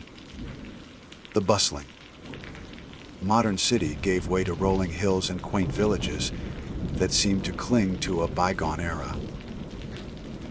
The warnings from the locals were consistent and delivered with a gravity that transcended mere superstition. They spoke of the forest as a place that was lost, a place where the rules were different. They told us of people who had entered and emerged hours later with no memory of the intervening time, of physical ailments like rashes, nausea, and severe anxiety that appeared without cause. And they all spoke of the unsettling feeling of being watched by unseen eyes. Aris listened intently, recording their tales, while Ben scoffed quietly, attributing their fears to generations of campfire stories. As our 4F4 vehicle rumbled down the final dirt track, the forest loomed before us, a dense, dark wall of vegetation. The moment we stepped out of the vehicle, the air changed. It grew heavy, still, and unnaturally silent. The chirping of birds and the drone of insects that had filled the surrounding countryside ceased abruptly, as if we had crossed an invisible threshold. The trees themselves were a testament to the forest's strangeness. Instead of growing straight towards the sky, many were twisted into grotesque, corkscrew shapes, their branches contorted as if in agony. It was profoundly unsettling. Incredible. Aris breathed, his eyes wide with a mixture of academic fascination and genuine awe. The locals say the trees grow this way because they are trying to escape something. Or there's a unique mineral composition in the soil affecting their phototropism. Ben countered, already unpacking a geological scanner. There's always a rational explanation. We established our base camp in a small, defensible clearing just inside the tree line. Our plan was to acclimate, run our initial diagnostic checks, and then push deeper towards the Poyana, rotund clearing at dusk. The problems began almost immediately. The first casualty was our GPS network. All 4 of our independent units, military, grade and since to multiple satellite constellations, lost their signal simultaneously. One moment we had a precise location, the next nothing. It's a complete signal blackout, Ben announced, his brow furrowed in frustration as he stared at a dead screen. Could be a localized magnetic field, maybe a large iron deposit underground. I'll have to rely on the inertial navigation system and traditional compass readings. It was an annoyance, but not a crisis. We were all trained in land navigation. The second failure, however, was more concerning. Our encrypted, short-range communication system began to malfunction. Liam's check-ins, spaced 15 minutes apart, became distorted, drowned in a sea of hissing static. We could hear fragments of his voice, but the replies from our base camp. Comms were unintelligible. A creeping sense of isolation began to take hold. We were a team of 4, but the forest was making us feel utterly alone. As twilight bled through the canopy, casting long, distorted shadows, the psychological effects the locals had described began to manifest. I felt the first wave of it, a low, grade, persistent nausea accompanied by a strange, prickling sensation across my skin, like 1,000 tiny static shocks. Liam, positioned at the perimeter of our camp, complained over the crackling radio of a splitting headache. "It's psychosomatic," Ben insisted, though his voice lacked its usual conviction. He was busy trying to troubleshoot the atmospheric sensor, which was giving impossible readings, suggesting the air pressure was fluctuating wildly from 1 second to the next. Our minds are suggestible. We've heard the stories, and now we're projecting. But it felt like more than that. The feeling of being watched was no longer a vague notion from a local's tale. It was a palpable, oppressive weight. I found myself scanning the dark spaces between the twisted trees, my heart hammering against my ribs, certain that I would see a pair of eyes staring back. The silence of the forest was a living entity, a suffocating blanket that amplified every rustle of leaves, every snap of a twig underfoot. We decided to press on towards the clearing. Our primary mission was to deploy the camera arrays before nightfall.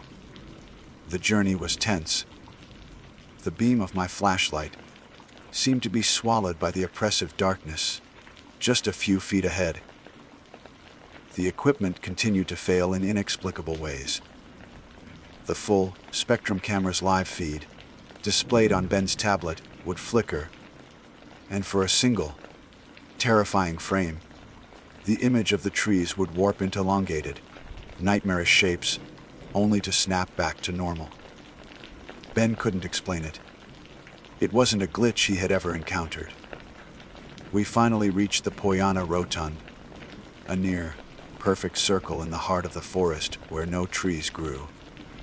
The air here was even colder, charged with a static electricity that made the hairs on my arms stand on end. As Ben and Liam frantically worked to set up the tripods and power generators, Aris sat down on a fallen log, his face grim in the pale moonlight. "Perhaps now is a good time for a story," he said, his voice low. He knew we needed a distraction, but the story he chose offered no comfort. He told us the most famous legend of Hoya Baciu, the one that truly defined its mystery. He spoke of a 5-year-old girl who had wandered away from her family into the woods. A massive search was launched, but she was never found.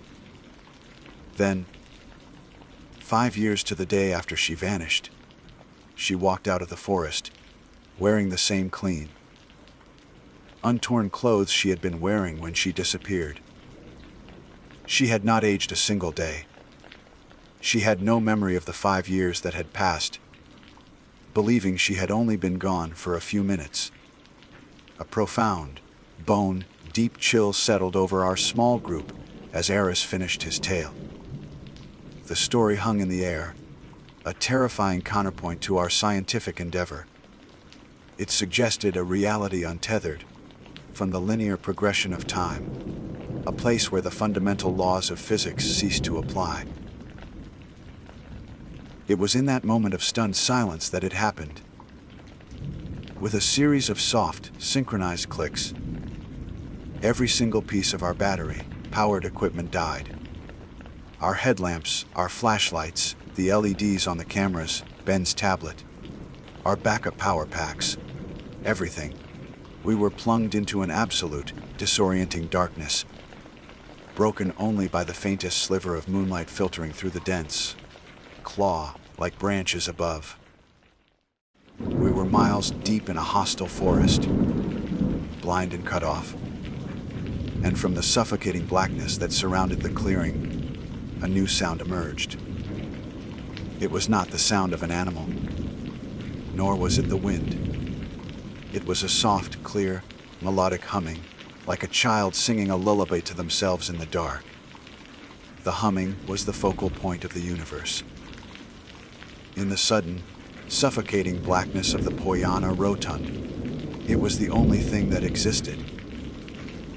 It was a sound that should have been innocent, the mindless, melodic tune of a child. Yet it was laced with an ancient and profound wrongness. It coiled through the freezing air, a thread of sound weaving through the absolute silence, and it paralyzed us. For a scientist, the absence of data is a challenge. For a human being in the dark, the absence of light is primal terror. All my training, my years of disciplined observation and logical deduction evaporated in an instant, replaced by the simple, animalistic fear of a creature left vulnerable in the night. Nobody move. Lamb's voice cut through the darkness, a low, controlled growl. It was the voice of a man who had faced death before, a voice that anchored us. I could hear the subtle shift of his weight, the rustle of his tactical gear, as he oriented himself towards the sound. Beside me, Ben was hyperventilating, his breaths coming in ragged, panicked gulps. This was his nightmare. His entire worldview, built on the bedrock of predictable, measurable reality, had been shattered. The machine had not just broken, it had been turned off by an unseen hand. "What is that?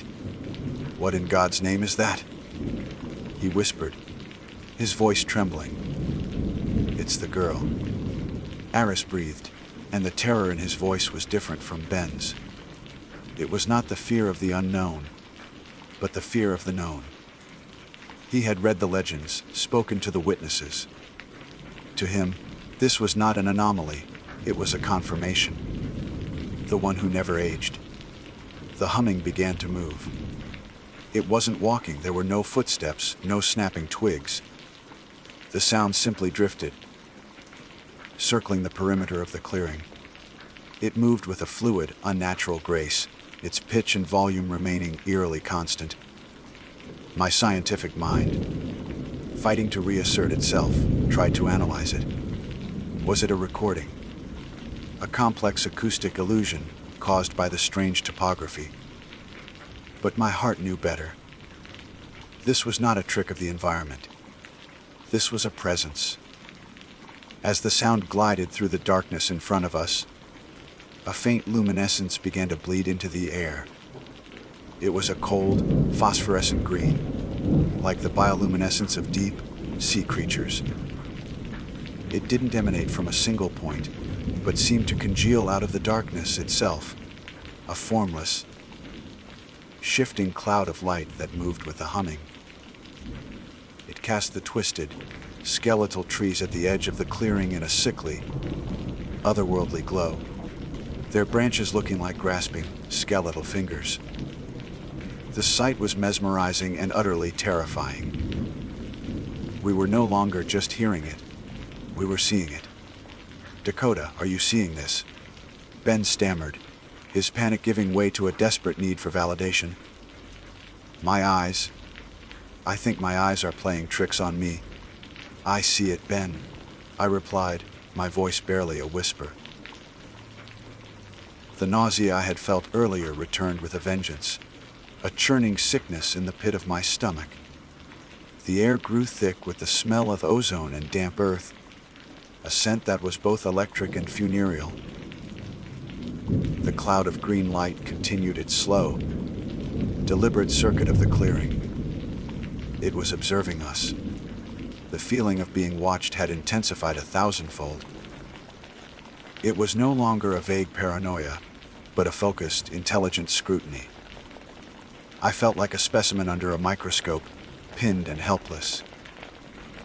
The light seemed to pulse in time with the humming, a slow, hypnotic rhythm that made my head swim. I felt a strange sense of dislocation, as if my consciousness was becoming untethered from my body. The edges of my vision began to blur, and dark, fleeting shapes danced in my periphery. Suddenly, the humming stopped. The silence that crashed down upon us was more violent than any sound. The green light vanished, plunging us back into absolute blackness. The abrupt sensory deprivation was disorienting, and I stumbled, my hand flying to my head as a wave of vertigo washed over me. "Stay down," Lam commanded. A new sound broke the silence. A single, soft footstep in the dry leaves at the center of the clearing. then another. Something was in the clearing with us. My blood ran cold. My mind screamed at me to run, but my legs were frozen, locked in place by a terror so profound it was physical. A sliver of moonlight broke through the clouds, a pale, ghostly beam that sliced through the darkness and illuminated the center of the Poyana Rotund. And there, standing not 20 feet from us, was the silhouette of a small child. It was the shape of a girl, perhaps 5 or 6 years old, with a simple dress and long, unkempt hair. But that's where the resemblance to anything human ended. The figure was not solid. It was a distortion, a hole in the fabric of reality. It was a silhouette of pure blackness, a void that seemed to absorb the moonlight, making it appear darker than the surrounding shadows. There were no features, no face, no eyes, just a child-shaped abyss. From this void, a voice emerged. It was not the humming from before. It was a whisper, a chorus of voices speaking as one, a sound that was both young and impossibly old. The words were not in Romanian, or English, or any language I could recognize. They were a cascade of sibilant, clicking sounds that scraped against my eardrums and seemed to bypass my ears entirely, lodging themselves directly in my brain.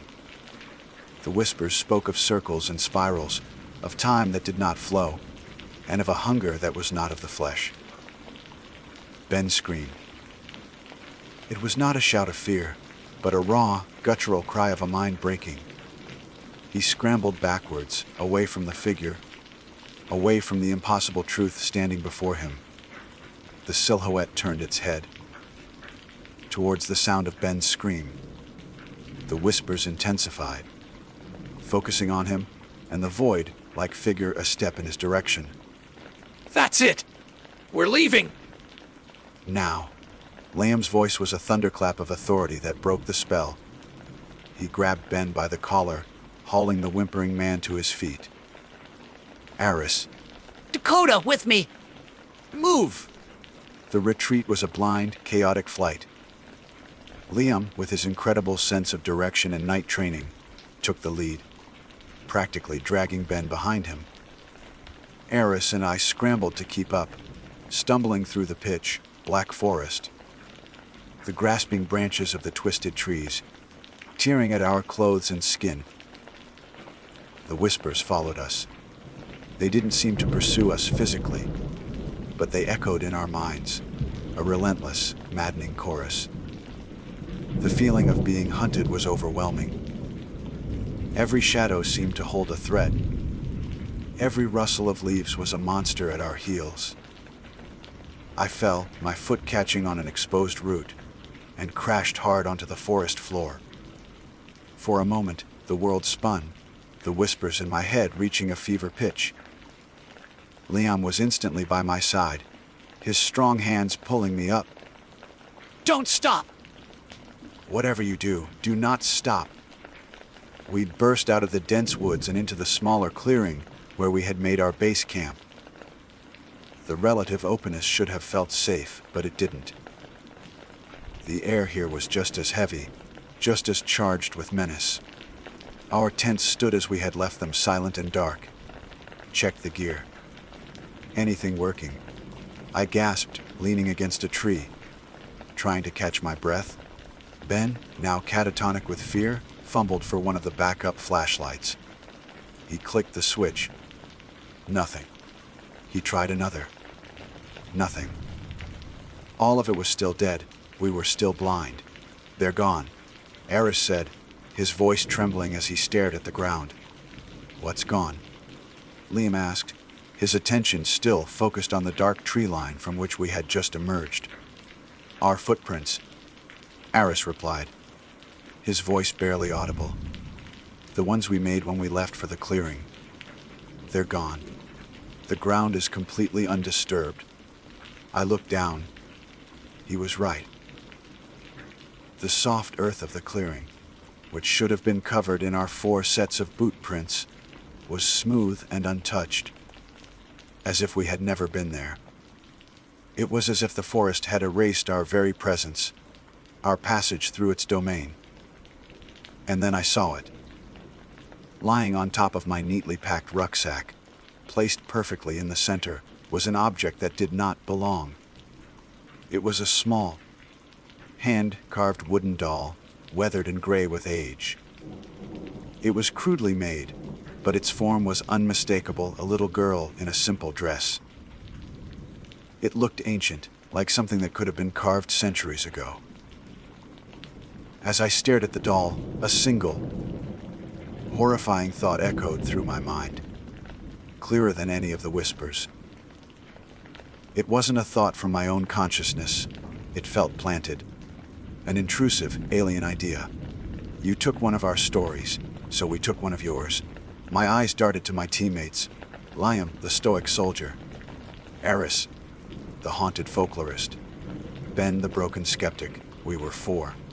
But the thought in my head was singular. One of yours. A cold, dreadful certainty began to dawn. The forest hadn't just taken our footprints. It had taken something else. Frantically, my mind raced, trying to remember the legend Eris had told us. The photograph from 1968. The man who took it. What was his name? My mind went blank. I couldn't remember. I looked at Eris, the historian, the keeper of our knowledge. Eris, I said, my voice shaking. The photo. The one from 68. Who took it? Eris stared back at me, his face a mask of dawning horror. His mouth opened, but no sound came out. He didn't know. He couldn't remember. The name, the catalyst for our entire expedition, had been plucked from our minds. As cleanly and completely as our footprints had been wiped from the earth. The silence that followed my question was a vacuum, pulling all warmth and hope from the small clearing. Eris's face, illuminated by the cold, indifferent moonlight, was a canvas of pure intellectual terror. It was the look of a librarian whose entire library has just been incinerated. But the books were not paper and ink. They were the contents of his own mind. The name was gone. Not just forgotten, as one might misplace a key, but excised, surgically removed from our collective consciousness. We were four brilliant minds, and we now shared the same, precise scar in our memory. This is impossible, Ben whispered, his voice a thin, reedy thread of sound. He had sunk to his knees, his hands clutching his head as if he could physically hold his sanity in place. Memory is neurochemical. It's encoded. It can't just be deleted. But it had been. The forest hadn't just blocked our technology, it had hacked our biology. The thought that had been planted in my mind returned, no longer a whisper, but a declaration of absolute power. You took one of our stories, so we took one of yours. We had come to capture the story of the UFO, to claim it for science. In return, the forest had taken the story's name, its central character, leaving us with a meaningless, empty narrative. It was a trade, a chillingly elegant act of intellectual vandalism. Liam, ever the pragmatist, broke the spell. It doesn't matter, he said, his voice sharp and focused. He took a step towards my rucksack and pointed at the small, wooden doll resting on top. That does. What is it? My gaze was drawn back to the object. It was the only thing in the clearing that felt truly real. A solid anchor in a sea of dissolving certainties. I reached out with a trembling hand and picked it up. The wood was smooth and cold, worn down by time or countless hands. It was heavier than it looked. As my fingers closed around it, the whispers in my mind returned. Faint but clear, a single, repeating phrase in that clicking alien tongue. It's an offering, Eris said, his eyes fixed on the doll in my hand. He had regained a sliver of his composure, the academic in him trying to categorize the horror. or a token. In many folk traditions, when you enter the realm of the Fae, the Purity as they call them here, you must not take anything without leaving something of equal value. To do so creates a debt. So we have a debt. I asked, my voice hollow. Worse, Aris replied, his gaze dropping to the undisturbed ground where our footprints should have been. We have an imbalance. We tried to take something. Evidence. A story, and we failed. Our equipment is dead. At the forest, it gave us something. The experience in the clearing, the humming, the figure, and this doll. It has given us a new story, one we didn't ask for. And in return, it took a piece of the old one from our minds to make room for it. His voice dropped to a terrified whisper. The problem is, I don't think the transaction is complete. A cold dread, sharper and more profound than anything I had felt before, settled deep in my bones. The intrusive thought echoed once more. One of yours. It wasn't about the story. It was never just about the story. Liam seemed to arrive at the same conclusion through a different, more practical path. We're exposed. Our gear is useless, and we're compromised, he stated, his eyes scanning the impenetrable wall of trees that surrounded us. We're leaving. Now. We walk east until we hit the road. No stopping, no looking back. There was no argument. The scientific expedition was over. This was now a retreat, a desperate flight for survival. Liam took a compass from his pouch.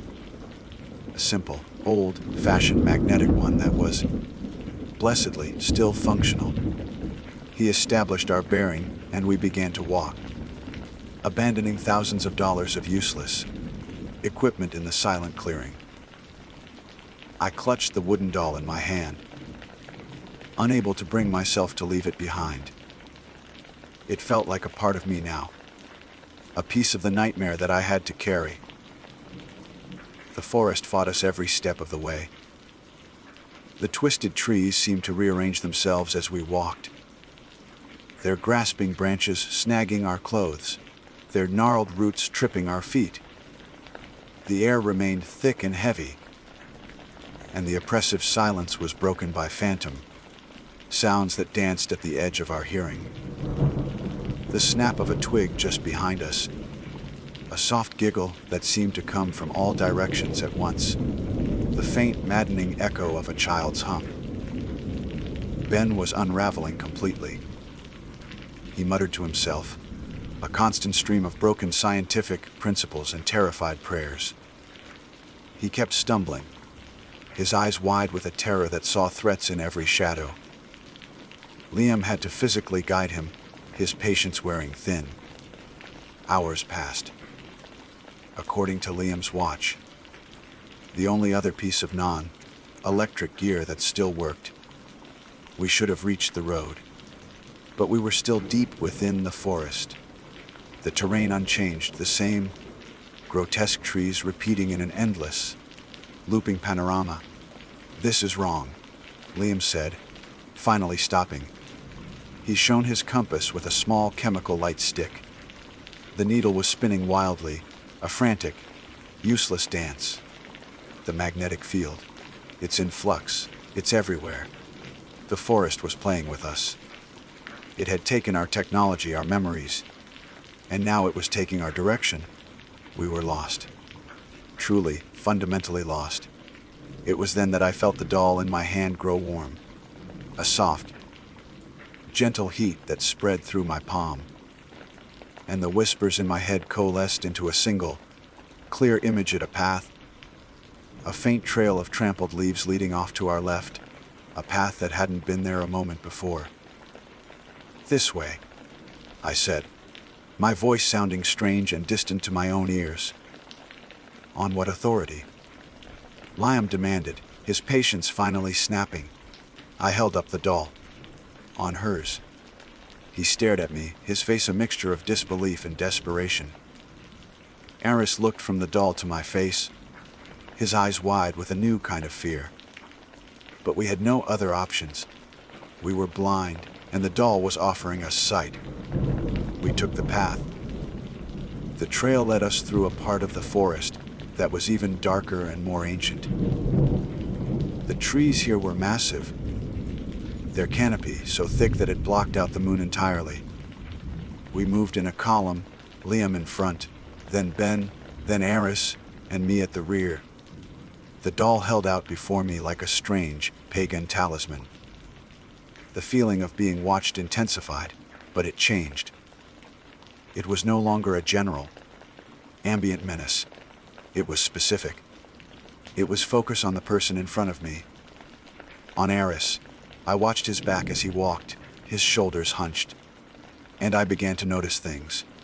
Small things. The way he walked seemed different, his gait slightly off. He had always been meticulous, even in the field, but now his clothes seemed disheveled in a way that was subtly wrong. A cold, horrifying thought began to form in my mind, born from the forest's earlier message, an exchange. I tried to remember something specific about him, a personal detail. What was the name of the university in London, where he had taught for 10 years? I searched my memory and found nothing. A smooth, blank wall, just like the one where the photographer's name used to be. I could remember his face, his voice, his role on our team. But the personal details, the things that made Eris, were gone. My blood turned to ice. I slowed my pace, letting the gap between us widen slightly. Eris, I called out, my voice trembling. He stopped and turned, and in the faint chemical glow of Liam's light stick, I saw his face. It was Eris's face, but it was wrong. The eyes were the same color, but the intelligence, the warmth, the scholarly curiosity that had always been there was gone. In its place was a flat, hollow emptiness, a terrifying vacancy. "What is it, Dakota?" he asked, and his voice was a perfect imitation of Eris's, but it was just that, an imitation. A recording played back without the soul of the speaker. "Your book," I stammered, my mind racing. "The one you published on Christian folklore in the Carpathians. What was the dedication?" He smiled, but the smile didn't reach his empty eyes.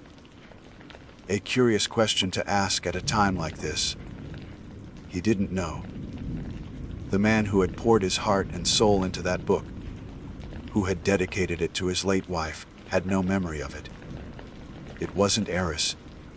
The forest had made its exchange. It hadn't taken one of us physically.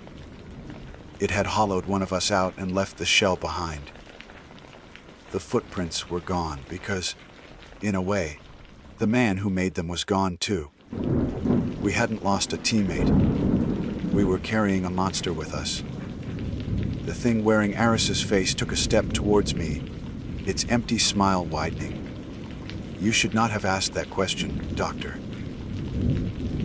Behind it, Ben let out a final, choked sob and collapsed, his mind finally and completely broken. Liam spun around at the sound, his training taking over as he moved to defend his fallen comrade.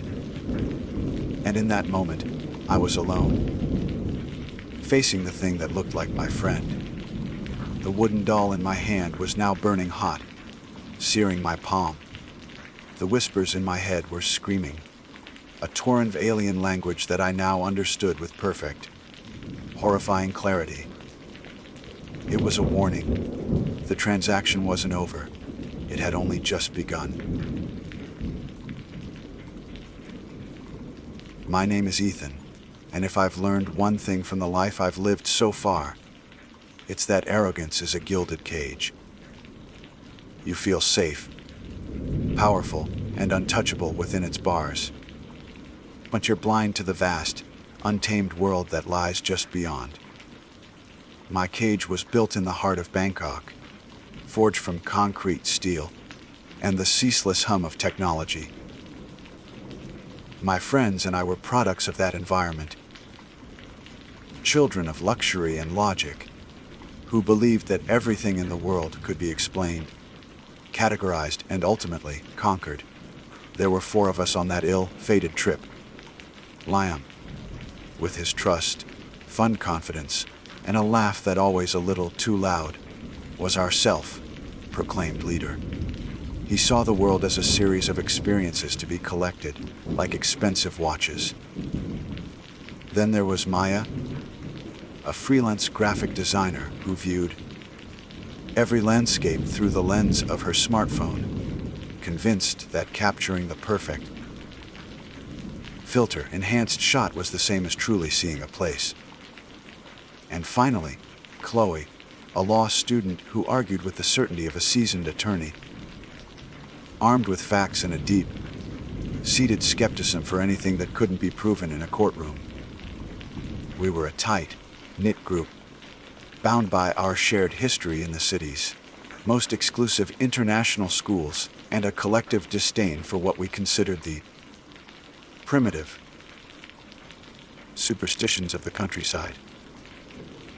The idea for the trip was born during one of our weekly rooftop bar gatherings, overlooking the sprawling, glittering expanse of the city. We were bored. The urban jungle had lost its thrill. We should do something real, Liam had announced, swirling the ice in his overpriced cocktail. Something raw. Northern Thailand. Camping, no guides, no resorts. Just us and nature. The suggestion was met with immediate, enthusiastic agreement. We envisioned ourselves as modern-day explorers, trading skyscrapers for ancient trees. The forests of the north, we thought, would be a beautiful backdrop for our adventure, a wild stage upon which we would be the stars. We spent weeks planning, but our preparations were a testament to our ignorance. We bought the best gear money could find: high-tech, ultra-light tents, GPS watches with solar chargers, water purifiers that promised to make any stream drinkable, and a Bluetooth speaker powerful enough to host a small festival. We packed gourmet, ready-to-eat meals and expensive craft beer. We were preparing for a comfortable inconvenience, not a genuine encounter with the wild. The drive north was a 5-hour bubble of air-conditioned comfort and loud electronic music. We sped along the highway, watching the urban sprawl gradually give way to rice paddies, and then to the hazy, blue-green foothills of the mountains. The world outside the windows of Liam's luxury SUV was changing, becoming older and quieter, but inside, our world remained the same. We were a noisy, self-contained unit, utterly separate from the land we were traversing. We arrived at a small, dusty village at the edge of the national park in the late afternoon. It was the last outpost of civilization before the forest took over completely. Old wooden houses stood on stilts, and the air smelled of wood smoke and damp earth. Chickens scattered as our vehicle, a monstrosity of chrome and black paint, rolled down the narrow main street. We stopped at a small shop that doubled as a park ranger's office to pay the entrance fee.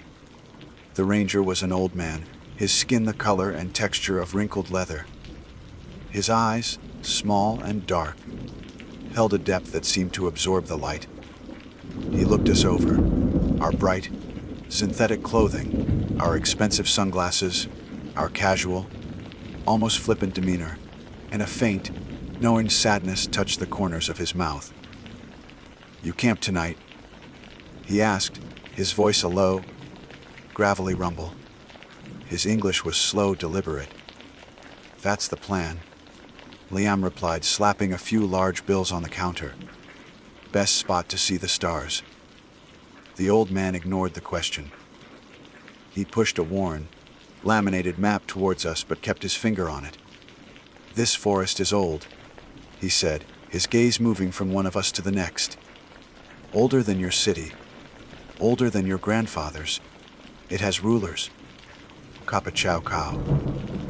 The lords of the forest, the masters of the mountains. Chloe let out a soft, condescending scoff. Guardian spirits, you mean? Quaint. The ranger's eyes narrowed slightly, settling on her. You are guests here. When you enter a man's house, you greet him. This is their house. Before you put your tent in their soil, before you break their wood for your fire, you must show respect. A small offering. Some water, some fruit. A few words to ask for permission, for protection. Liam laughed, a booming sound that was jarring in the quiet office. We appreciate the advice, old timer, but I think we'll be fine. Our GPS is a bit more reliable than local folklore. He tried to pull the map away, but the old man's finger remained firm. It is not folklore, he said, his voice dropping even lower, carrying a new intensity that cut through our amusement. They are not stories to scare children. They are a presence, a power. They watch. They listen. They do not like to be mocked. The forest does not forgive disrespect. We left the office, stifling our laughter until we were back in the car. Chow pa chow cow. Maya mimicked in a high-pitched, spooky voice. Did you see his face? So serious. It's a classic rural protection racket, Chloe declared, buckling her seatbelt. Scare the city tourists into buying some blessed bananas from his cousin's stall. It's economically brilliant, you have to admit. We drove on, deeper into the park, feeling smug and superior. We found a clearing by a stream that looked like it was pulled from a travel magazine. It was perfect. Too perfect. The trees formed a near-perfect circle around the clearing, their branches interlocking overhead like the latticework of a cathedral's dome.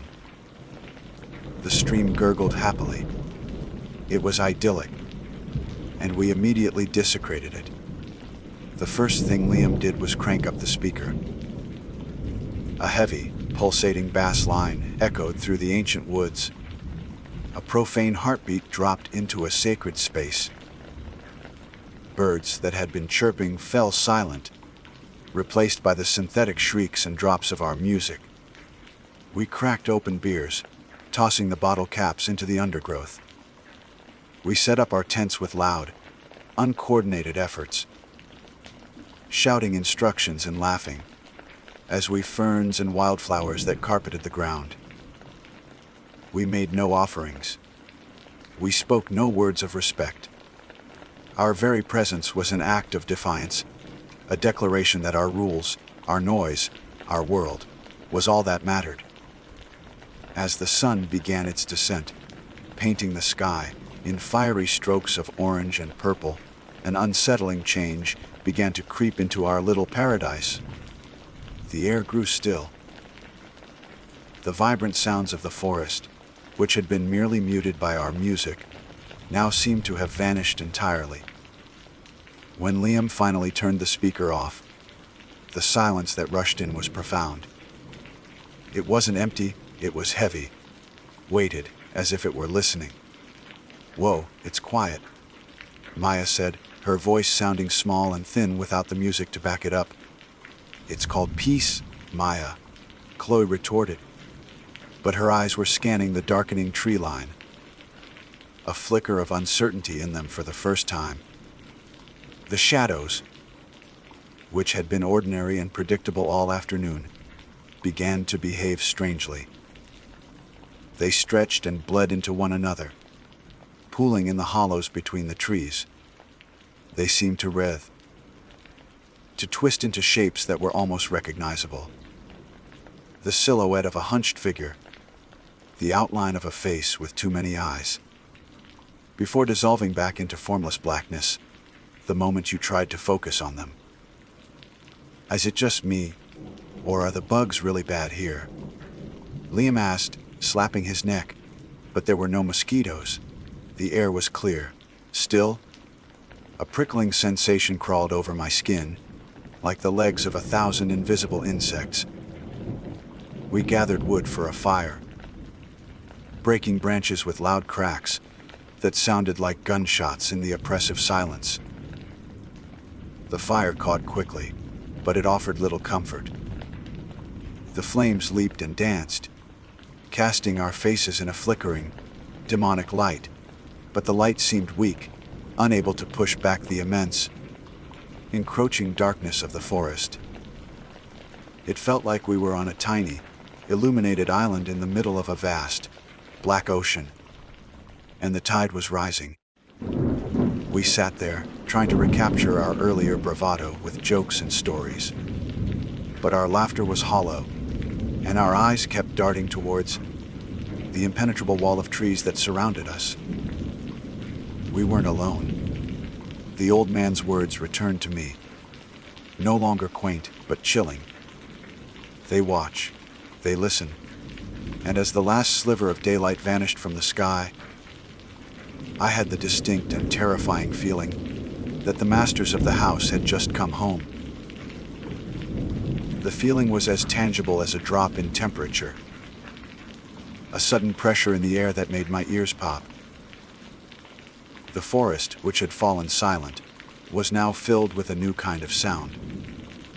It wasn't the familiar chorus of nocturnal insects or the distant call of an owl. This was something else entirely, something ancient and guttural.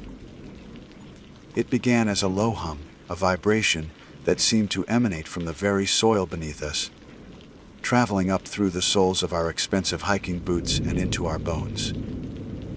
Then, the individual sounds started to detach themselves from the drone.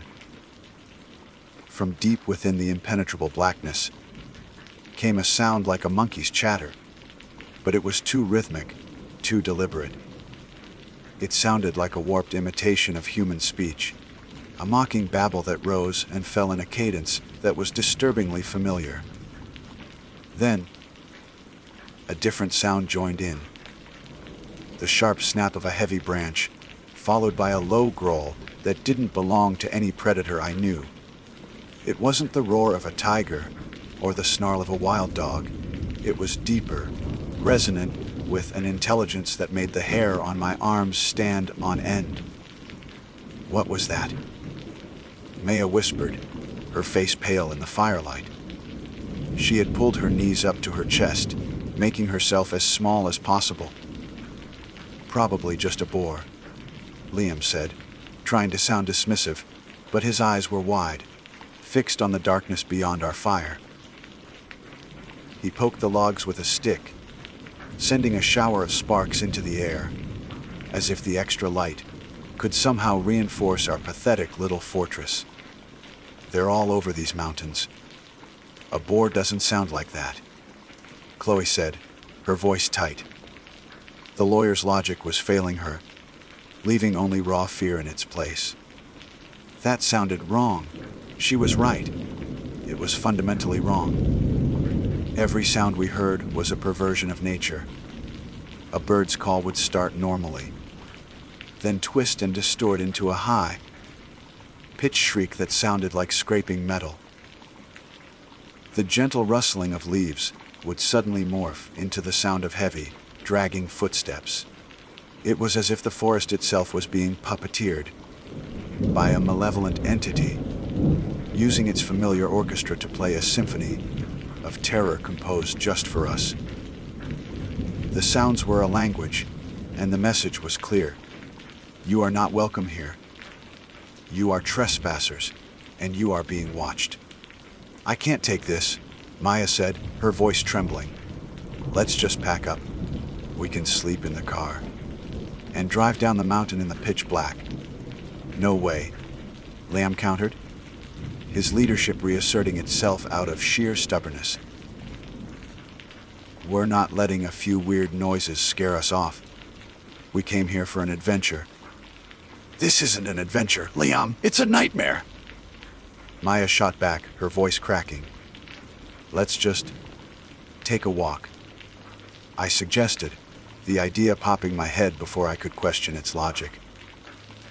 My own fear was a cold knot in my stomach, and I felt a desperate need to do something, to move to prove we weren't trapped.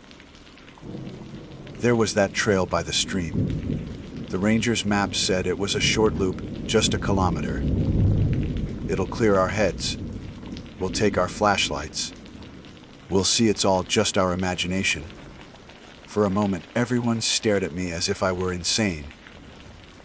But the alternative, sitting by the fire, prisoners of the terrifying soundscape, was somehow worse. Action, even reckless action, felt preferable to passive terror. "Fine," Chloe said, standing up abruptly. "Let's go. It's better than sitting here waiting for whatever is making those noises to come and introduce itself." We grabbed our powerful LD flashlights, their beams cutting sharp, white cones into the oppressive darkness. The trail was exactly where we remembered it. A clear path of packed earth running alongside the gurgling stream. The plan was simple: follow the stream, and it would loop us right back to our camp. It should have been impossible to get lost. We walked in a tight cluster, the beams of our flashlights dancing nervously over the gnarled roots and hanging vines. The air was thick and humid, clinging to us like a wet shroud. For the first 10 minutes, the only sounds were our own footsteps and the steady murmur of the water.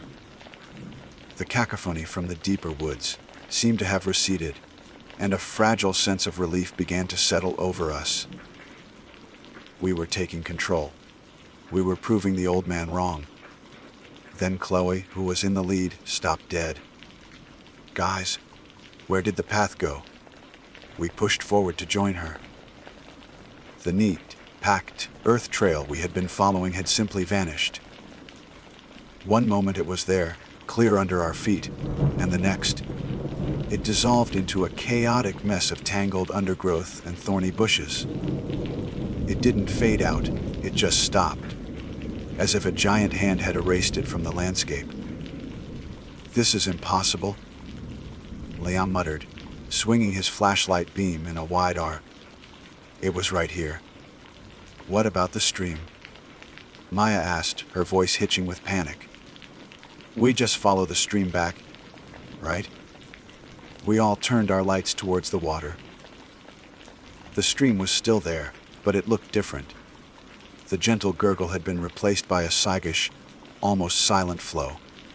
The water itself, which had been clear enough to see the pebbles on the bottom in the afternoon, now looked dark and oily, reflecting the flashlight beams without revealing any depth.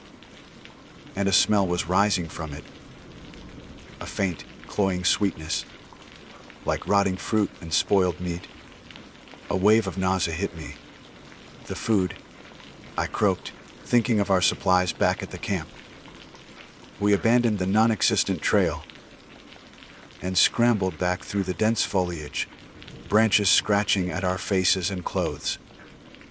It felt like the forest was actively resisting us, its thorns catching on our sleeves, its roots tripping our feet. After what felt like an eternity, we burst back into the clearing. The fire was still burning, a lone beacon of warmth. We immediately went to our supply packs. Liam ripped open the cooler bag where we'd stored our vacuum-sealed packages of cured meats, cheeses, and gourmet salads. The smell that billowed out was overwhelming, a stomach-turning stench of decay. The food, which should have lasted for days, was a putrid, slimy mess. A package of imported prosciutto was covered in a thick, gray mold, and a container of quinoa salad was bubbling with a foul-smelling liquid. Even the sealed bags of trail mix had been compromised. The nuts were soft and rancid, the dried fruit buzzing with tiny, unseen flies. "How?" Chloe whispered, backing away from the cooler. "It's not possible. The temperature, the seals, everything was perfect. It was a calculated attack, not on our bodies, but on our comfort. On the bubble of civilization we had brought with us. We were being systematically stripped of our resources, our confidence, our connection to the world we knew. The forest was telling us that our technology, our preparation, our money, it all meant nothing here. The strange shadows I had noticed before sunset returned with a vengeance. They were no longer just amorphous blobs at the edge of our vision. They were taking shape in the space between the trees just beyond the fire's reach. They were tall and unnaturally thin, their limbs long and jointed like a spider's. They didn't move like anything physical, but flowed like smoke, coalescing into definite forms for a heartbeat before dissolving again. They were always there, at the periphery, a silent, watching audience to our rising panic. The sound started again, closer this time. The mocking chatter, the intelligent growl, the shriek of twisted nature. They were circling us. We were huddled together by the fire, four modern, logical people, completely besieged by the ancient and the inexplicable. Liam's bravado was gone, replaced by a grim, fearful silence. Maya was openly weeping, her face buried in her hands. Chloe kept muttering about atmospheric conditions and mass hysteria. But her arguments were a flimsy shield against the primal fear that had taken root in all of us. I felt a sudden, overwhelming urge to look up. I tilted my head back, away from the fire, towards the canopy of trees that formed the roof of our prison. The interlocking branches were so thick that only a few patches of the night sky were visible. In one of those patches, I saw a star, and then I saw it move. It wasn't a satellite or a plane. It descended slowly, deliberately, growing brighter. It wasn't a star at all. It was an eye. A single, vast, unblinking eye, looking down at us from the heavens, filled with a cold, ancient, and utterly alien intelligence. I opened my mouth to scream, but no sound came out. My breath was trapped in my lungs. The eye saw me. It focused on me. And in that moment, I understood. We weren't just being punished for our noise and our arrogance. We were being toyed with. We were insects under a magnifying glass. And the Chow Pa Chow Cow, the lords of this forest, were the cruel children holding it. The punishment had only just begun. Time ceased to have meaning. My neck was locked, my gaze fixed on the celestial horror above. The eye was not merely looking, it was dissecting. I felt its cold, ancient consciousness peel back the layers of my identity. Ethan, the city boy, the skeptic, and expose the terrified, primitive creature beneath. It was a gaze of immense, indifferent power, the way a scientist might peer through a microscope at a microbe, moments before introducing a fatal chemical. The scream that was trapped in my throat died, turning to ice in my lungs. A hand grabbed my shoulder, shaking me violently. "Ethan, snap out of it. What are you looking at?" It was Liam. His voice was a raw, ragged thing I barely recognized. I tore my eyes away from the sky, a physical effort that felt like ripping my skin. I looked at my friends. Their faces were masks of pure terror, illuminated by the dying fire. They hadn't seen the eye. They were reacting to something else, something happening on our level. The shadows were no longer content to wait at the edge of the clearing. They were closing in. The spidery. Smoke, like figures, were detaching from the tree line, drifting across the trampled ferns towards us. They didn't have faces, but you could feel their focus. The air grew frigid as they approached, the remaining warmth of the fire sucked away into their void, like forms. The humming vibration intensified, and the mocking, chattering sounds were now coming from all around us, a disorienting chorus of malice. The car, Chloe choked out, her carefully constructed wall of logic now a pile of rubble. "We have to get to the car. Now." There was no argument. There was no plan. There was only a singular, primal instinct flight. We abandoned everything. The expensive tents, the useless gadgets, the spoiled food, the powerful speaker that had been the catalyst for our damnation. It was all just dead weight. We grabbed nothing but our flashlights, which now felt like pathetically inadequate talismans against the encroaching dark. We ran. We crashed through the undergrowth in the direction we thought. The road was a frantic, stumbling herd. The forest that had resisted us before now seemed to actively conspire against us. Vines, thick as snakes, snagged our ankles, sending us sprawling onto the damp earth. Low, hanging branches, invisible in the dark, whipped at our faces. The very ground seemed to shift under our feet, a patch of solid-looking moss giving way to slick, treacherous mud. Our flashlights, our only connection to the rational world, began to fail. The sharp, white beams flickered, dimmed, and then one by one, they died. Maya's went first, and she let out a piercing shriek of despair that was swallowed by the woods. Then Liam's, then Chloe's. Mine was the last to go. The beam turned a sickly yellow, flickered twice, and then we were plunged into absolute, primordial blackness. The darkness was a living thing. It pressed in on us, thick and suffocating. We were blind, disoriented, and separated. I could hear the others crashing through the brush nearby, their panicked shouts and sobs sounding both too close and impossibly far away. Liam! "Ethan," Maya cried. Keep moving! Just keep moving! Liam yelled back, his voice strained with the effort of fighting both the forest and his own terror. The sounds followed us, moving with us.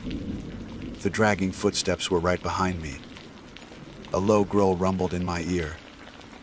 Something cold and slick, like a wet leaf, brushed against the back of my neck, and I screamed, scrambling forward on my hands and knees. The forest was playing with us, hurting us, driving us deeper into our own fear.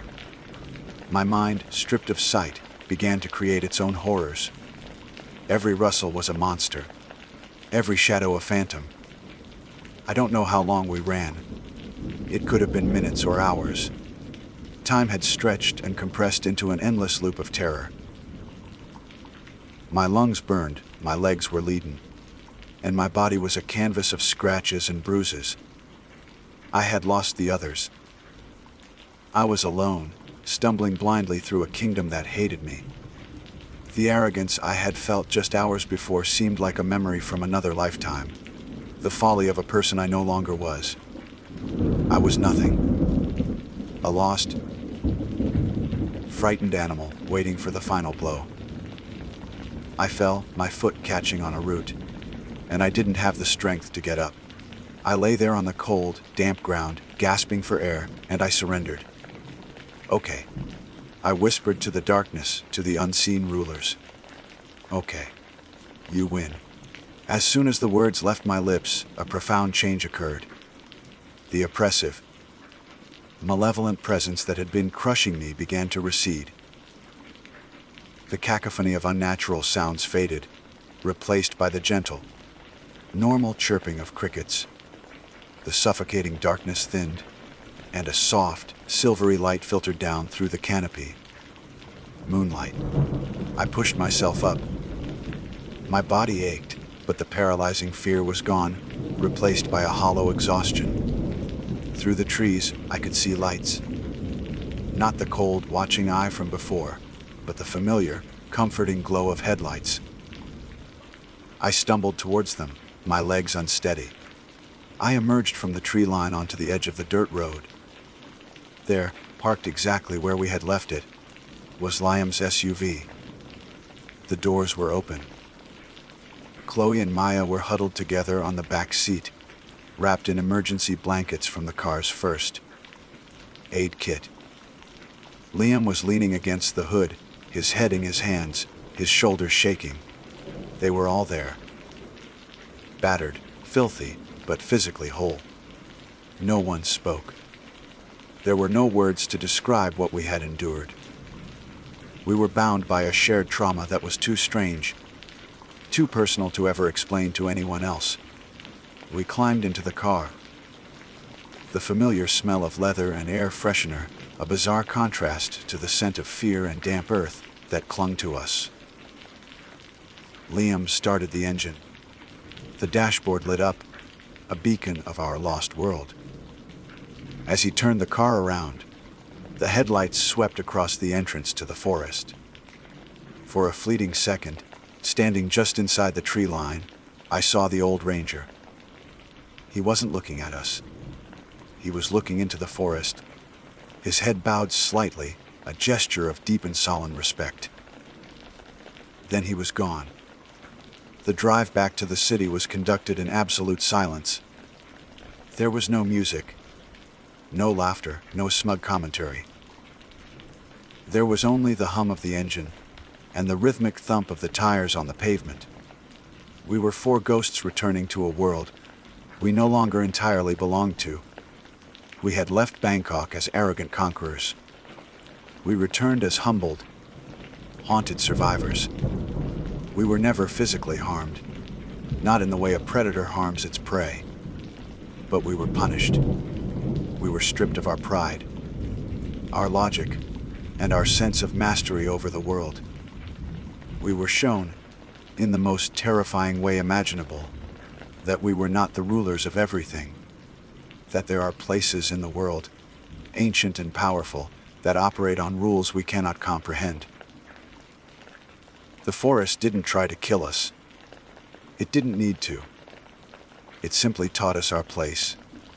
It was a reminder that the world is not just a place, but a kingdom, and we had trespassed in the court of its unforgiving kings, the Chow Kyle. It was a lesson I would carry with me for the rest of my life, a cold spot in my soul that would never truly be warm again. My name is Florian. To say I was a novice hunter would be a generous description. A more accurate one would be a city dweller with a romanticized notion of the wild and enough money to purchase the gear. Made me look the part. I was a wildlife photographer by trade, but the quiet patience of waiting for a rare bird or a shy deer had begun to feel mundane. I craved something more visceral, a challenge that would test my limits and strip away the comforts of modernity. That was the grand idea, anyway, that led me to the dense, untamed wilderness of Mae Moi National Park in Thailand. I had chosen Mae Moi precisely because it was less frequented by tourists. I wanted authenticity, or so I told myself. I dismissed the gentle warnings from the elderly guest house owner in the village, a woman with eyes that held the wisdom of generations. She had spoken of the forest's spirits and its guardians, her words weaving tales that felt more like folklore than genuine caution. I smiled, nodded politely, and packed my state of the art rucksack, convinced that my GPS, water purifier, and high, tensile tent made me immune to such ancient superstitions. The hubris of a man who has never truly been alone is a dangerous thing. The first day was exhilarating. The trek from the ranger station was arduous, the air thick with a humidity that clung to my skin like a second layer. The symphony of the jungle was overwhelming at first. A constant, chaotic chorus of unseen insects, the shrill calls of distant gibbons, and the rustle of things unknown in the undergrowth. But as the hours passed, it became a kind of white noise, a living silence that underscored my solitude. I felt powerful, a pioneer carving his own path. I pushed deeper than I had initially planned, drawn by the allure of untouched nature, until the faint trail I was following vanished completely, swallowed by the relentless green. By late afternoon, I found a small clearing by a meandering stream, its water running clear and cool over smooth stones. This, I decided, would be my sanctuary for the night. Setting up camp was a methodical process, a ritual I had practiced in my backyard, but which felt profoundly different here.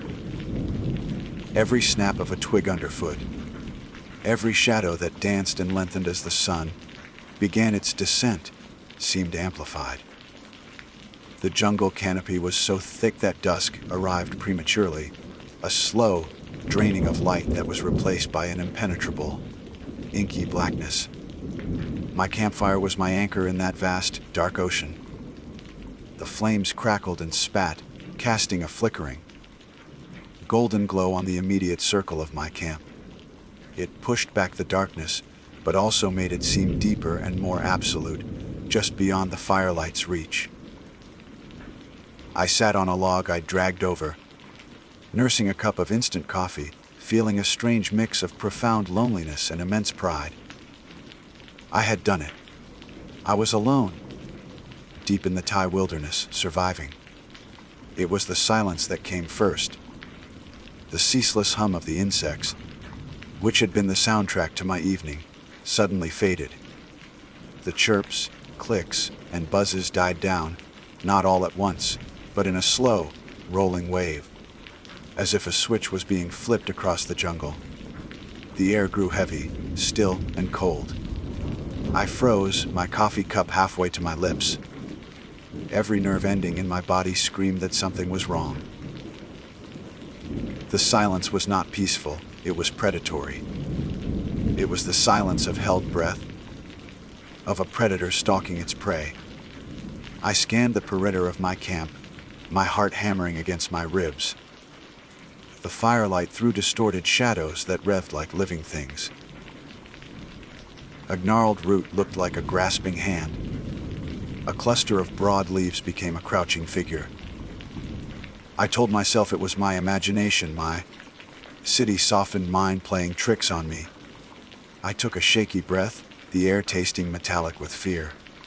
And then, he was there. He didn't emerge from the trees with a crunch of leaves, or the snap of a branch. He simply materialized at the edge of the firelight, as if the darkness had coalesced and given him form. One moment, there was nothing but a wall of black jungle. The next, a man stood there, watching me. He was tall and lean, with the wary strength of someone who had spent their life outdoors. He wore simple, dark clothing that was worn but practical. His face was weathered, etched with lines that spoke of sun and hardship, but his smile was disarmingly warm. It was a smile that should have put me at ease, but it didn't quite reach his eyes. His eyes were dark, intensely so, and they seemed to absorb the firelight rather than reflect it. "Sawasti crap," he said, his voice a low, pleasant rumble. He gave a slight bow of his head. It is not often I find another soul enjoying the night in this part of the forest. I scrambled to my feet, my mind racing. My survival knife was in my pack, just out of reach. "Sawasti crap," I replied, my own voice sounding strained. "You startled me. I didn't hear you approach." He chuckled, a soft sound that didn't carry far. "The forest teaches one to walk quietly. May I warm myself by your fire? The night grows cold." Every instinct I had was screaming no. The sudden silence, his impossible appearance. It was all wrong. But the ingrained politeness of my upbringing, the sheer awkwardness of refusing a seemingly friendly request in the middle of nowhere, won out. Of course, I managed, gesturing towards the log opposite mine. "Please." He moved into the circle of light with a fluid grace that was almost unnerving. As he sat, I noticed the bag. It was an old canvas satchel, stained and patched in several places, and slung over his shoulder. He settled it carefully on his lap, his hands resting protectively on it. He never took it off. My name is Boone, he said, extending a hand. I shook it. His grip was firm, his palm calloused, but there was an odd quality to his hand. It felt disproportionately large, the fingers thick and powerful. Florian, I said, a foreigner. Boone noted, his eyes crinkling at the corners. You are a long way from home. A hunter, a photographer, I corrected, feeling a foolish need to be honest.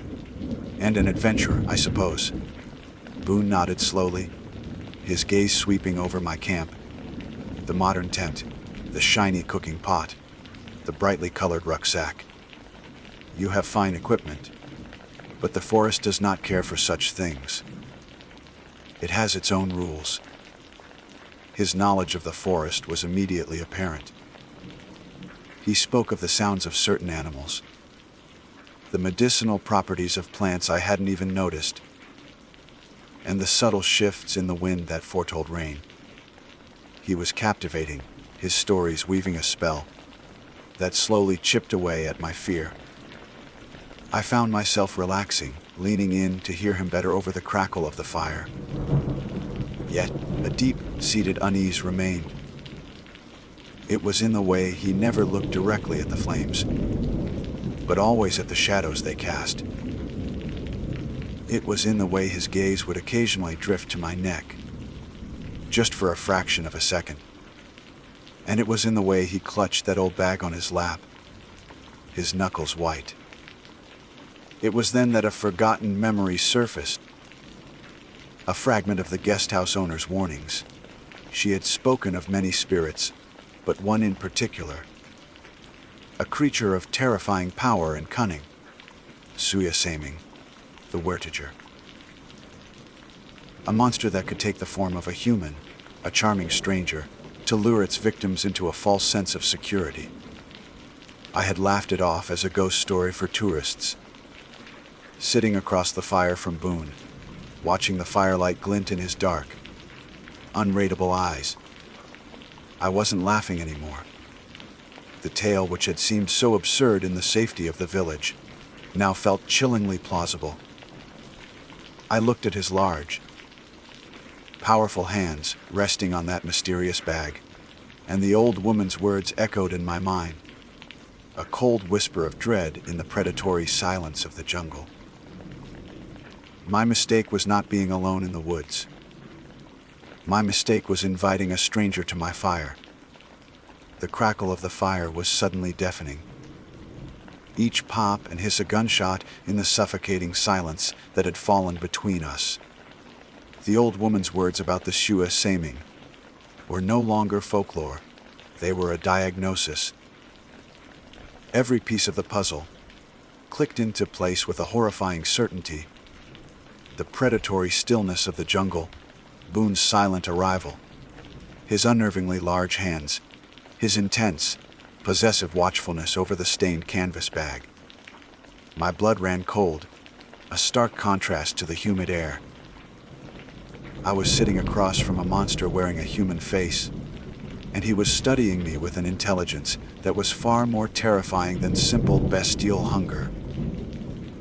My mind, which moments before had been a placid lake of self-satisfaction, was now a raging storm of panic. Run. The single word screamed through my thoughts. But where? Into the pitch-black, unfamiliar jungle. Away from the fire, my only source of light and feeble protection. I would be dead in minutes, lost and terrified, and he wouldn't even need to chase me. He could simply wait. No, running was a death sentence. My only chance, however slim, was to play the part of the knave. Foolish foreigner he already believed me to be. I had to control the tremor in my hands, the frantic hammering of my heart that felt loud enough for him to hear. I forced a smile, a brittle thing that felt like it might shatter on my face. You know this forest so well, Boone. You must have grown up here. I needed to keep him talking, to keep the fragile illusion of normalcy intact, while I desperately searched for a plan. His dark eyes remained fixed on me, the friendly crinkles gone, replaced by a flat, analytical stare. "I have been a part of this forest for a very long time," he said, his voice losing its pleasant rumble and taking on a deeper, guttural edge. "Longer than you can imagine.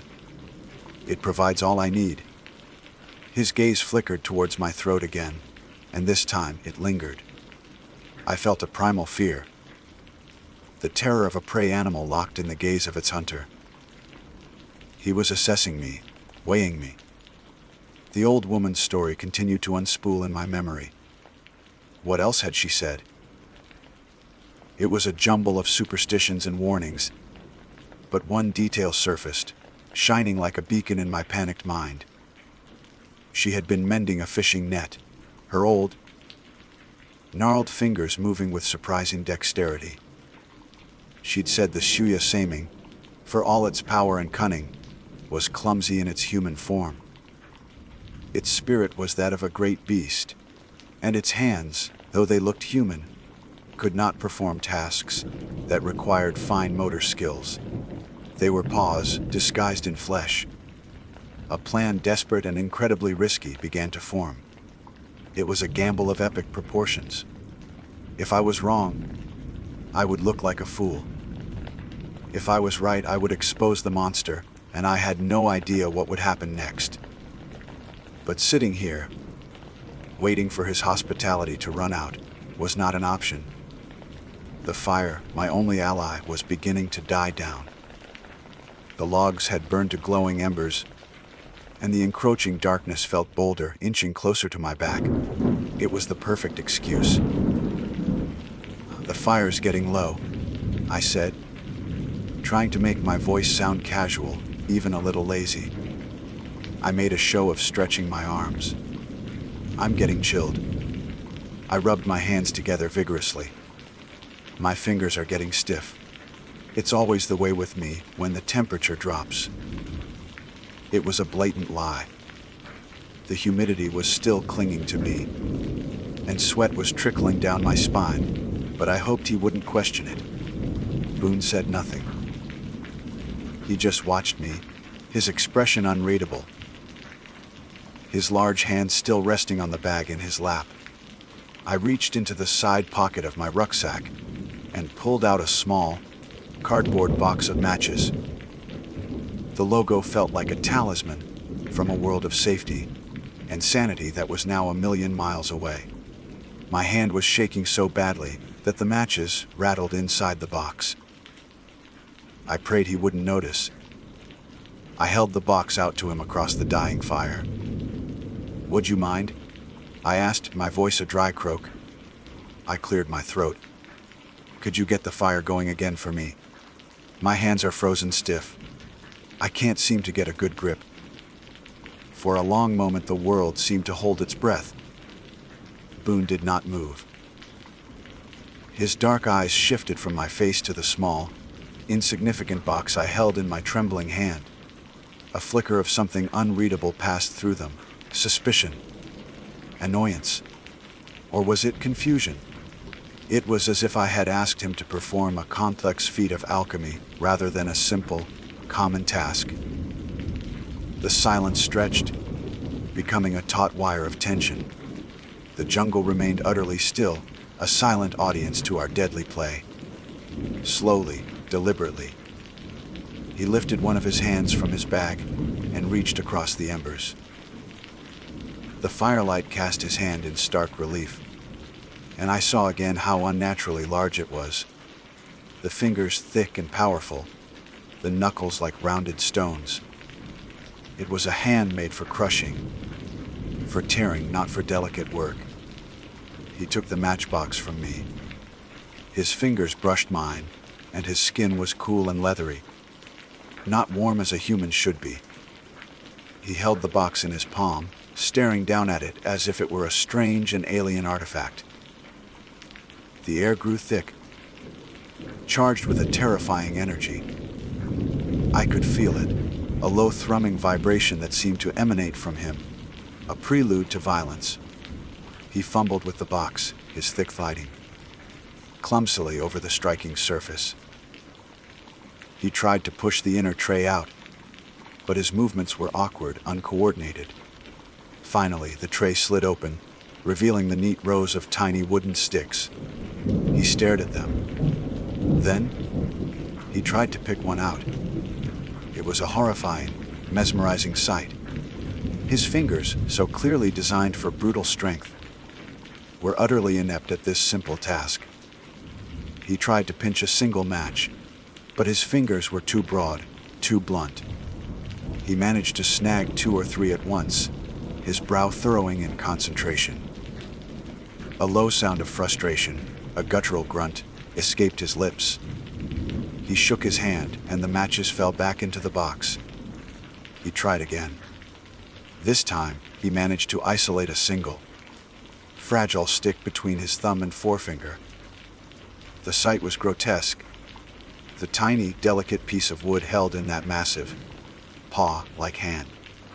He brought it to the side of the box, to the rough striking strip. He swiped. But his motion was all wrong. It was a crude, powerful scrape, lacking any finesse. There was no gentle flick of the wrist. He dragged the match head with far too much force, and the slender wooden stick, unable to withstand the pressure, snapped in two. The red head fell silently into the dirt. He stared at the broken stick in his hand. He looked at the box. Then, slowly, he lifted his head and his eyes met mine. The mask was gone. The pretense of the friendly, weathered traveler had evaporated completely. The warmth, the smile, the hint of humanity, it was all stripped away. What stared back at me from across the fire was ancient, cold, and utterly devoid of anything but predatory hunger. There was no anger in his eyes, no surprise. There was only the calm, absolute certainty of a predator whose prey had just revealed its awareness. He knew that I knew. The game was over. His lips peeled back from his teeth, not in a smile, but in a silent, terrifying snarl. A low growl. A sound that could never have come from a human throat, rumbled deep in his chest, vibrating through the ground. My mistake wasn't just trusting a stranger. My mistake was showing him I knew the truth. The growl was the first thing that broke the spell of my paralysis. It was a sound that belonged to the deepest, most primal parts of the earth. A vibration that resonated not in my ears, but in my bones. It was the sound of a tectonic plate shifting, of a mountain cracking open. The man, the thing, that was Boone pushed itself to its feet, and the very air around him seemed to warp and shimmer in the dying firelight. Time stretched and contorted. What happened next could have taken a minute or an eternity. His body convulsed, a violent, sickening ripple that started in his chest and spread outwards. There was a sound of wet tearing, of fabric giving way, but it was quickly drowned out by the sound of popping, joints and snapping bones. His shoulders broadened, hunching forward as his spine elongated with a series of horrific cracks. The simple, dark shirt he wore ripped apart at the seams, revealing not skin, but a sudden, shocking bloom of coarse, orange, and black fur sprouting from his flesh like a time-lapse video of grotesque mold. His face, the last bastion of his humanity, was the last to go. His jaw unhinged and stretched forward, his nose and mouth fusing into a long, bestial snout. His teeth, which had been ordinary, lengthened into yellowed, glistening fangs that pushed his lips back into that permanent, terrifying snarl. His ears migrated up the side of his skull, becoming rounded and tufted. And his eyes, which had been dark and intelligent, bled into a solid, luminous amber, pupils narrowing to predatory slits that glowed with a hellish internal fire. They held no memory of the man named Boone, only an ageless, insatiable hunger. The transformation was complete. Where a man had sat just moments before, a tiger now stood. But it was no ordinary tiger. It was immense, larger than any I had ever seen in photographs or zoos, its muscles coiling like massive springs beneath its striped hide. It was a monster of myth and nightmare made real, and its glowing eyes were fixed on me. The old canvas bag, the one he had clutched so protectively, fell to the ground beside it, forgotten. My legs finally obeyed the frantic commands of my brain. I didn't think, I reacted. I scrambled backward, kicking away the log I'd been sitting on, my hands sinking into the soft, damp earth. The tiger took a step forward, a low, menacing rumble issuing from its massive chest. Its claws, long and curved like scythes, unsheathed and dug into the dirt. The fire, it was my only chance. With a surge of adrenaline, fueled desperation, I lunged for the largest burning log in the fire pit. The heat was searing, blistering my palms, but I barely felt it. I hefted the smoldering piece of wood and hurled it with all my might at the creature's face. It was a futile gesture against such a beast, but it worked better than I could have hoped. The tiger recoiled with a furious roar, not from pain, but from surprise and annoyance, shaking its massive head as sparks and embers showered its magnificent, terrible face. That split second was all I needed. I turned and ran. I crashed into the darkness, away from the small, dying island of light. The jungle swallowed me whole. Thorny vines ripped at my clothes and skin, and unseen roots seemed to reach up from the ground to trip me. I ran blindly, fueled by pure terror, my lungs burning, my heart threatening to explode. Behind me, I heard a sound that would haunt my dreams for the rest of my life. The sound of the Suya Saming giving chase. It wasn't the stealthy tread of a hunting cat. It was the thunderous crashing of an unstoppable force. A beast that had no need for stealth now, that its prey was flushed and terrified. Trees and undergrowth were being torn apart as it bulldozed its way through the jungle after me. Every shadow was a new terror, every sound a prelude to death. I risked a glance over my shoulder and saw its glowing amber eyes, two demonic lanterns bobbing in the darkness, gaining on me with terrifying speed. It was toying with me. It could have caught me in seconds, but it was enjoying the hunt. My foot caught on a root and I went down hard, my face slamming into the mud. The air was knocked from my lungs in a painful gasp. This is it, I thought.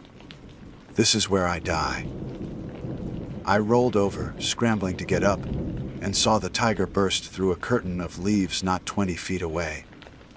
It paused, lowering its head, its tail lashing back and forth. It was savoring the moment, the final pounce. My hand, scrabbling in the dirt, closed around something hard and metallic, my camera. It had been slung around my neck and had swung around in the fall. An idea born of sheer, hopeless desperation flashed in my mind. The flash, the powerful, disorienting burst of light. With a trembling thumb, I fumbled for the flash button. The tiger let out a low growl and gathered its haunches, preparing to spring. I aimed the lens at its face and pressed the shutter. The world exploded in a silent, brilliant white light. The tiger roared, a sound of pure agony and rage this time, and reared back, pawing at its face.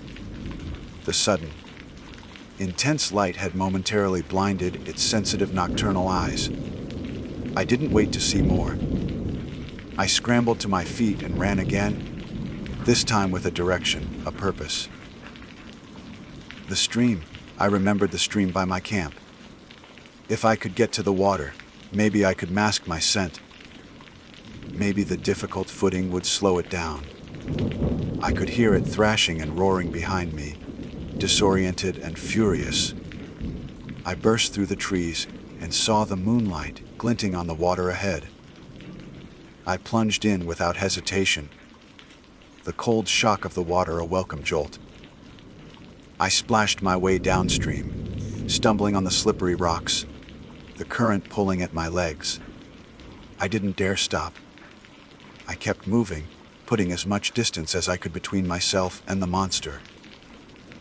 After what felt like an hour, my legs gave out. I collapsed onto a sandbar, gasping for air, my body a mass of cuts, bruises, and burns. I was alive.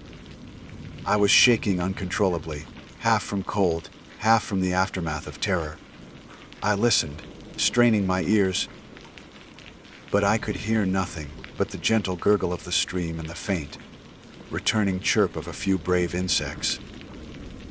Had I lost it?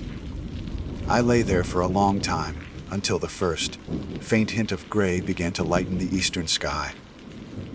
Dawn was coming. With it came a sliver of hope. I knew these creatures were of the night. Perhaps the sunlight would weaken it, or force it back into its human form. Slowly, painfully, I got to my feet. I had to get back. Not for my expensive gear, but for one thing only. The bag. What was in that old canvas bag?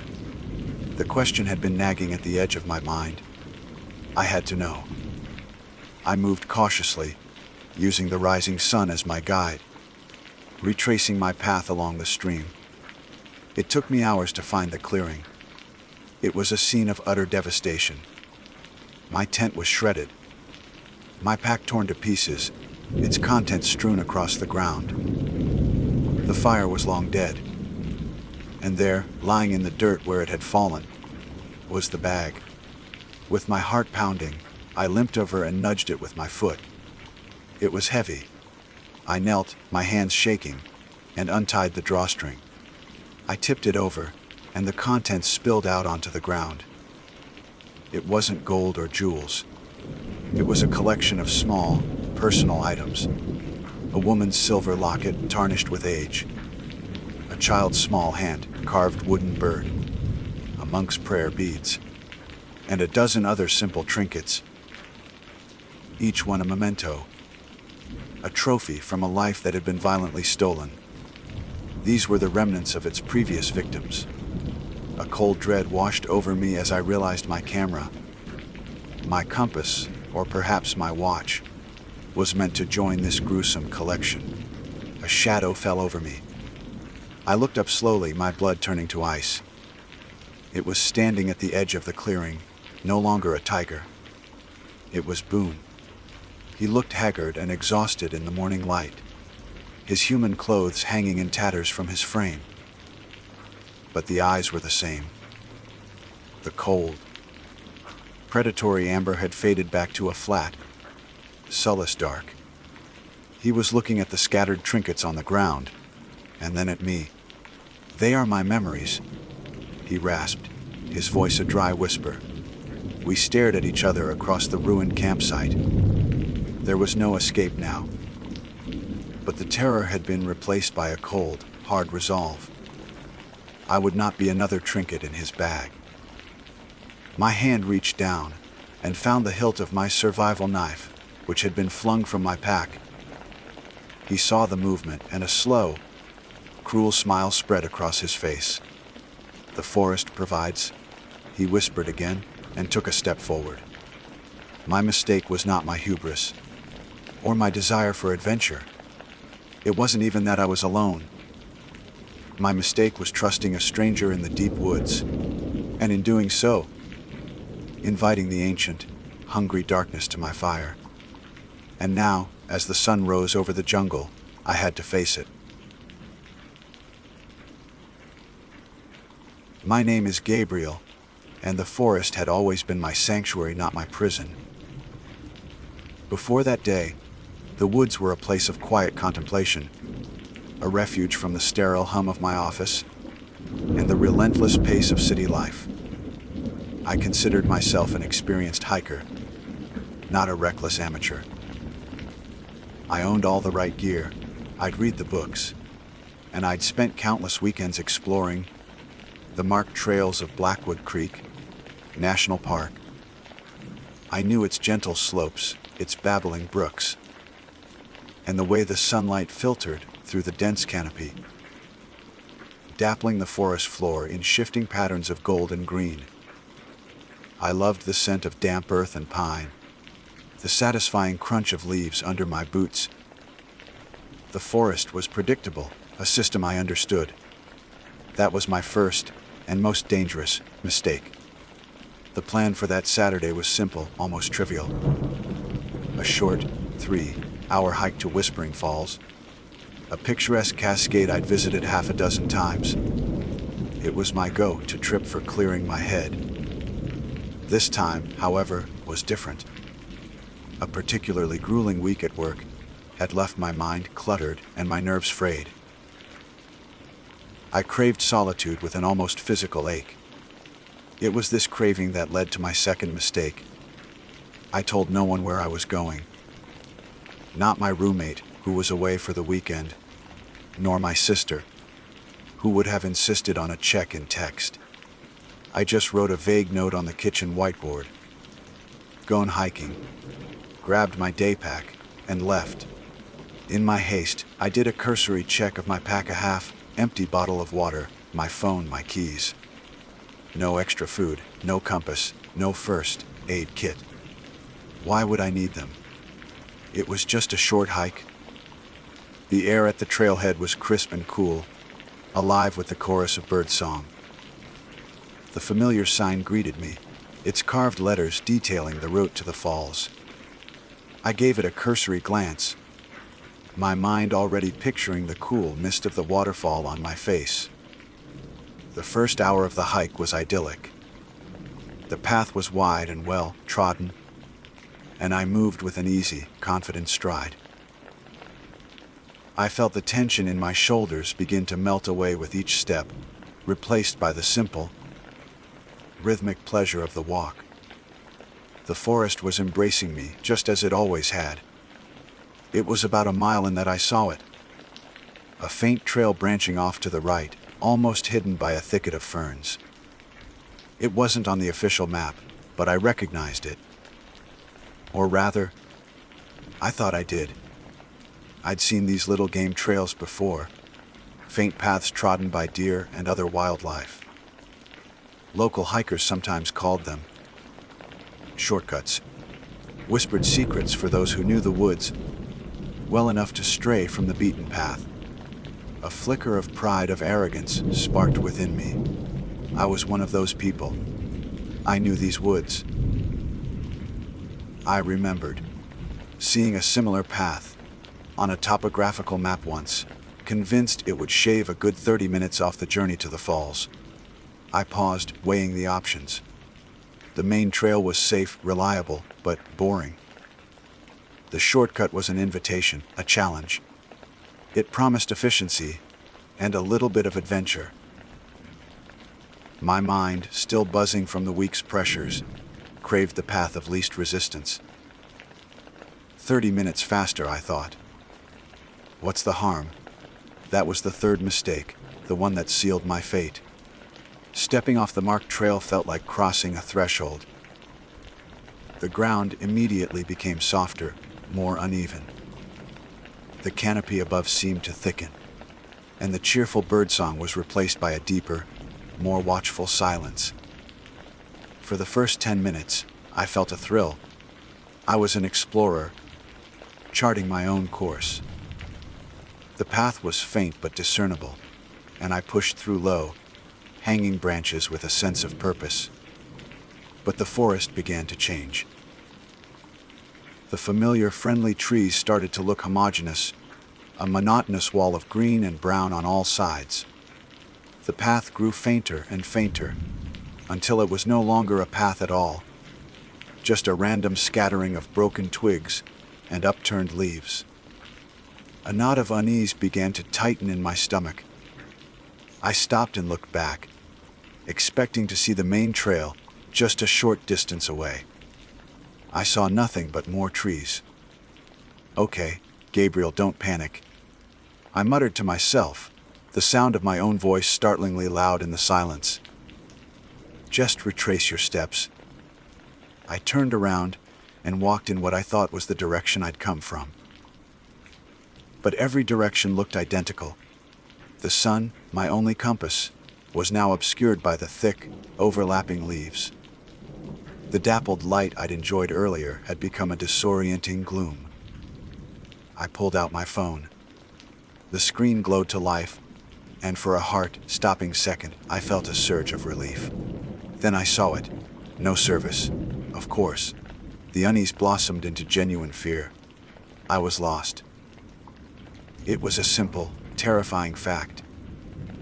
I wasn't on a fun detour anymore. I was a man who had willingly walked into a trap of his own making. I tried to control my breathing, to think logically. I was a rational person. I worked in data analysis, for God's sake. There had to be a logical solution. I tried to listen for the sound of other hikers, for the distant rush of the falls, for anything that could give me a bearing. All I could hear was the frantic thumping of my own heart, and the rustle of something unseen in the undergrowth.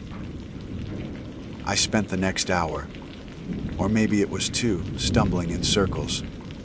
The sun began its descent, and the forest's mood shifted from indifferent to menacing.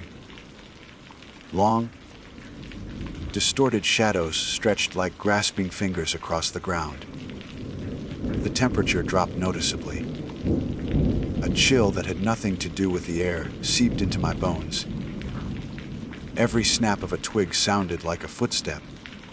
Every gust of wind through the leaves sounded like a whisper. My throat was dry. I finished the last of my water, the plastic bottle crinkling loudly in the oppressive quiet. Panic was a physical thing now, a clawing beast in my chest. I started to walk faster, then to jog, my movements clumsy and desperate. I tripped over a root, sprawling onto the forest floor. Lying there, with the smell of decay filling my nostrils, the full weight of my stupidity crashed down on me. No one knew where I was. I had no food, no water, no way to call for help. I had a phone that was now just a useless block of glass and metal, its battery draining with each futile search for a signal. As the last vestiges of daylight vanished, swallowed by the canopy, a profound and absolute darkness descended. It was a darkness so complete it felt solid, pressing in on me, suffocating me. I was alone. And as the night took hold, I had the chilling realization that the rustling in the undergrowth was no longer just the wind. Something else was out there with me, in the cold, silent dark. The first night was a lesson in a kind of terror I never knew existed. The darkness wasn't just an absence of light. It was a physical presence. It was heavy, thick, and cold, pressing against my skin, filling my lungs. I didn't dare move. I found a large oak, its base a solid wall in the suffocating blackness, and pressed my back against it, trying to make myself as small as possible. Every nerve in my body was on fire. The forest, which had been unnervingly silent, was now alive with a symphony of unseen horrors. The rustling I'd heard earlier was no longer intermittent. It was constant, a dry, slithering sound that seemed to circle my position. Sometimes it was distant, at the very edge of my hearing. Other times, it was so close I could almost feel the vibration through the ground. Was it a single creature or many? I pictured a pack of coyotes, their eyes glowing just beyond my sight. Or maybe a bear drawn by the scent of my fear. But the sound wasn't quite right for any animal I knew. It was too deliberate, too patient. Then came the whispers. At first, I thought it was just the wind, a trick of the mind. But the sound began to take shape, coalescing from the rustle of leaves and the creak of branches into something that almost sounded like a voice. It was a low, guttural murmur, devoid of any language I could recognize, yet it felt intelligent. It felt like it was talking about me. My heart hammered against my ribs, a frantic drumbeat in the chilling silence between sounds. I squeezed my eyes shut, as if not seeing would make me invisible. But you can't shut your ears. The sounds were inside my head now, the rustling and the whispering, an endless loop of dread. I have no idea if I slept. I think I just drifted in and out of a state of petrified consciousness, my body rigid, my mind screaming. When the first hint of dawn finally pierced the canopy, it was like being reborn. The gray light crept through the trees, slowly dissolving the oppressive darkness, and I wept with a relief so profound it left me weak. The night sounds had faded with the dark. The forest was once again just a forest. My fear from the night before felt almost foolish in the morning light, a bad dream. Hope, fragile but persistent, began to flutter in my chest. With the sun, I could find my way. I had to. But the forest was a cruel maze. The daylight revealed no landmarks, no familiar features, just an endless, repeating pattern of trees and undergrowth. Every direction looked the same. I tried to use the sun's position, but the canopy was so thick it was hard to get a clear reading. I walked for hours, my initial hope slowly draining away, replaced by the gnawing ache of thirst and hunger. My throat felt like sandpaper, and my stomach was a hollow, cramping knot. The forest was no longer my sanctuary, it was my captor, and its green walls were closing in. By midday, the fear had curdled into something else, a hot, blinding rage. It was an anger directed not at the forest, but at myself, at my arrogance, my stupidity, my pathetic need for a shortcut. I, Gabriel, the data analyst, the man who prided himself on logic and preparation, had been undone by a moment of hubris. The thought was so infuriating, so humiliating, that I let out a guttural scream of frustration. The sound was swallowed by the trees, a pointless gesture that only emphasized my insignificance. It was in this state of impotent fury that I saw the log. It was a large, fallen tree, its wood dark and soft with decay, lying directly in my path. In that moment, it became the physical embodiment of all my failures. It was the obstacle. It was the forest mocking me. With another roar of anger, I drew back my leg and kicked it with all my strength. There was no satisfying crunch of splintering wood. Instead, my boots sank into the rotten pulp, and a searing, white, hot pain exploded in my right leg, just below the knee. I screamed again, but this time it was a shriek of pure agony. I stumbled back, collapsing onto the ground, clutching my leg. When I looked down, my blood ran cold, a stark contrast to the fire in my limb. A jagged piece of wood, dark and slick with sap, was protruding from my shin. It had punched straight through my hiking pants, a grotesque splinter the size of a steak knife. Blood, shockingly red, was already soaking the fabric around it, pulsing in a sickening rhythm that matched my heartbeat. Panic, colder and more absolute than anything I had felt before, washed over me. This wasn't just being lost anymore. This was a critical injury. I had no first aid kit, no antiseptic, no bandages, nothing to clean or dress the wound. Pulling the wood out seemed like the logical first step, but my hands trembled too violently. What if I made it worse? What if I couldn't stop the bleeding? Despair was a physical weight, crushing the air from my lungs. I was going to die here. I was going to bleed out and be consumed by this silent, indifferent forest. All because I kicked a rotten log. I lay there for a long time, drifting between waves of pain and a numb, desolate misery. The anger was gone, burned away by the agony. All that remained was a hollowed-out sense of doom. The sun began to dip again, signaling the approach of my second night.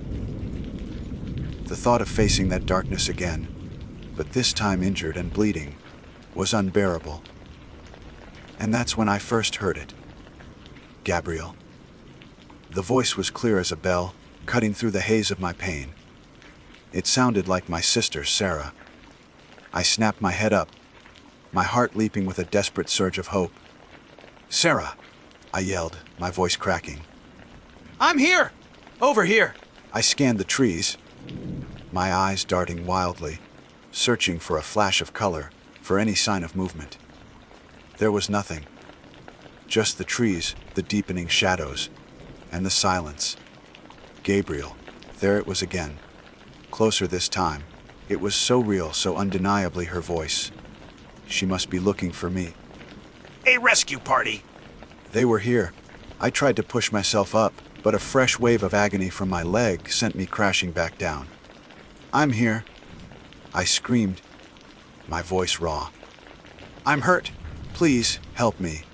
I listened, straining my ears, waiting for the sound of her reply. Of footsteps crashing through the undergrowth. But the only reply was the wind, which seemed to mock me with its own whispering sighs. The hope drained away as quickly as it had come, leaving behind a confusion that bordered on madness. Had I imagined it? As dusk settled, the voices started in earnest. It wasn't just Sarah anymore. I heard my roommate, Mark, calling my name as if from a great distance. I heard my father, who had been dead for 5 years, speaking to me in calm, reassuring tones. They were always just out of sight, their voices weaving through the trees, calling my name, beckoning me. Each time, I would call back, a pathetic, hopeful cry into the twilight. And each time, the only answer was silence. My rational mind, the part of me that was still clinging to sanity, knew what was happening. Dehydration, pain, shock, fear. I was hallucinating. But the other part of me, the desperate, dying part, couldn't help but believe. It was a cruel torture, a cycle of hope and despair that was more exhausting than the walking had been. The forest wasn't just a physical prison anymore. It was toying with my mind, dangling the prospect of rescue before me only to snatch it away, leaving me more broken than before. The second night fell, and this time I welcomed the darkness. At least in the dark, I wouldn't be able to see the empty spaces where the voices were coming from. Time ceased to have meaning. The cycle of day and night blurred into a continuous, agonizing loop of pain and phantom sounds. My world shrank to the throbbing fire in my leg and the gnawing emptiness in my gut. The piece of wood was still embedded in my shin. I lacked the courage to pull it out and the strength to ignore it. The skin around the wound had turned an angry, swollen red, streaked with dark lines that crept up my leg like poisonous vines. A fever took hold, leaving me shivering uncontrollably in the midday heat and drenched in sweat during the freezing nights.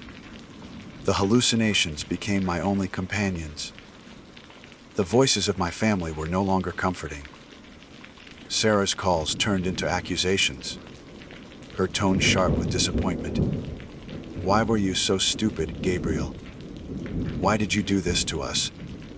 My father's reassuring voice became a cold, clinical analysis of my impending death. "The infection is septic," his disembodied voice would state calmly. "Organ failure will begin within 12 hours. They were relentless, their ghostly words flaying the last remnants of my sanity. The whispers of the forest grew bolder. They were no longer just unintelligible murmurs. I started to catch words, phrases, spoken in a dry, sibilant hiss that seemed to emanate from the trees themselves. Hungry, so weak, soon, The rustling sound was ever present, a patient, deliberate circling that never ceased. I started seeing things in the periphery of my vision. Tall, unnaturally thin shapes that moved between the trees, always just vanishing as I turned to look. They were the color of shadow and old bark, and sometimes I thought I saw the glint of pale, numerous eyes. I gave up calling for help. I gave up trying to move. My existence became primal. I licked dew from leaves in the morning, the tiny droplets doing little to quench the raging fire in my throat. I found a patch of moss and chewed on it, the earthy taste a poor substitute for food. But it was something. I think it was the 5th day, or maybe the 6th, when it rained. A slow, steady drizzle at first, then a downpour. I lay on my back with my mouth open, letting the cool, clean water wash over my face and into my parched throat. It was the most exquisite sensation I have ever known. The rain seemed to wash away some of the fever's haze. For the first time in days, I felt a flicker of something other than pain or terror. It wasn't hope, it was something more fundamental. An instinct, the will to not die here. I knew if I stayed by this tree, I would become part of the forest floor, another rotten log for some other fool to stumble upon. With a surge of adrenaline born from sheer desperation, I reached down and gripped the splinter in my leg. I didn't let myself think. I just pulled. The sound was a sickening wet tear, and the pain was a white nova that consumed my entire consciousness. I blacked out. When I came to, my pants were soaked in a fresh, dark wave of blood, but the wood was gone. I tore a strip from the bottom of my shirt, my hands shaking violently, and wrapped it tightly around the weeping wound. It was a pathetic bandage, but it was all I had. The next few days were a crawl through hell. I didn't walk, I dragged myself across the forest floor. I moved from tree to tree, using them as anchors in a sea of green and brown. My world was a blur of dirt, leaves, and the constant, agonizing pull of my injured leg. The whispers and the shadow, things were still there, my constant audience. They seemed amused by my struggle, their hissing whispers like faint, dry laughter on the wind. It tries so hard, the meat will be tough. I learned to ignore them, focusing only on the next tree, the next foot of ground. I don't know what day it was when I saw it. My head was down, my eyes fixed on the patch of ground in front of me, when a flash of color broke the monotonous palette of the woods. It was a brilliant, unnatural blue.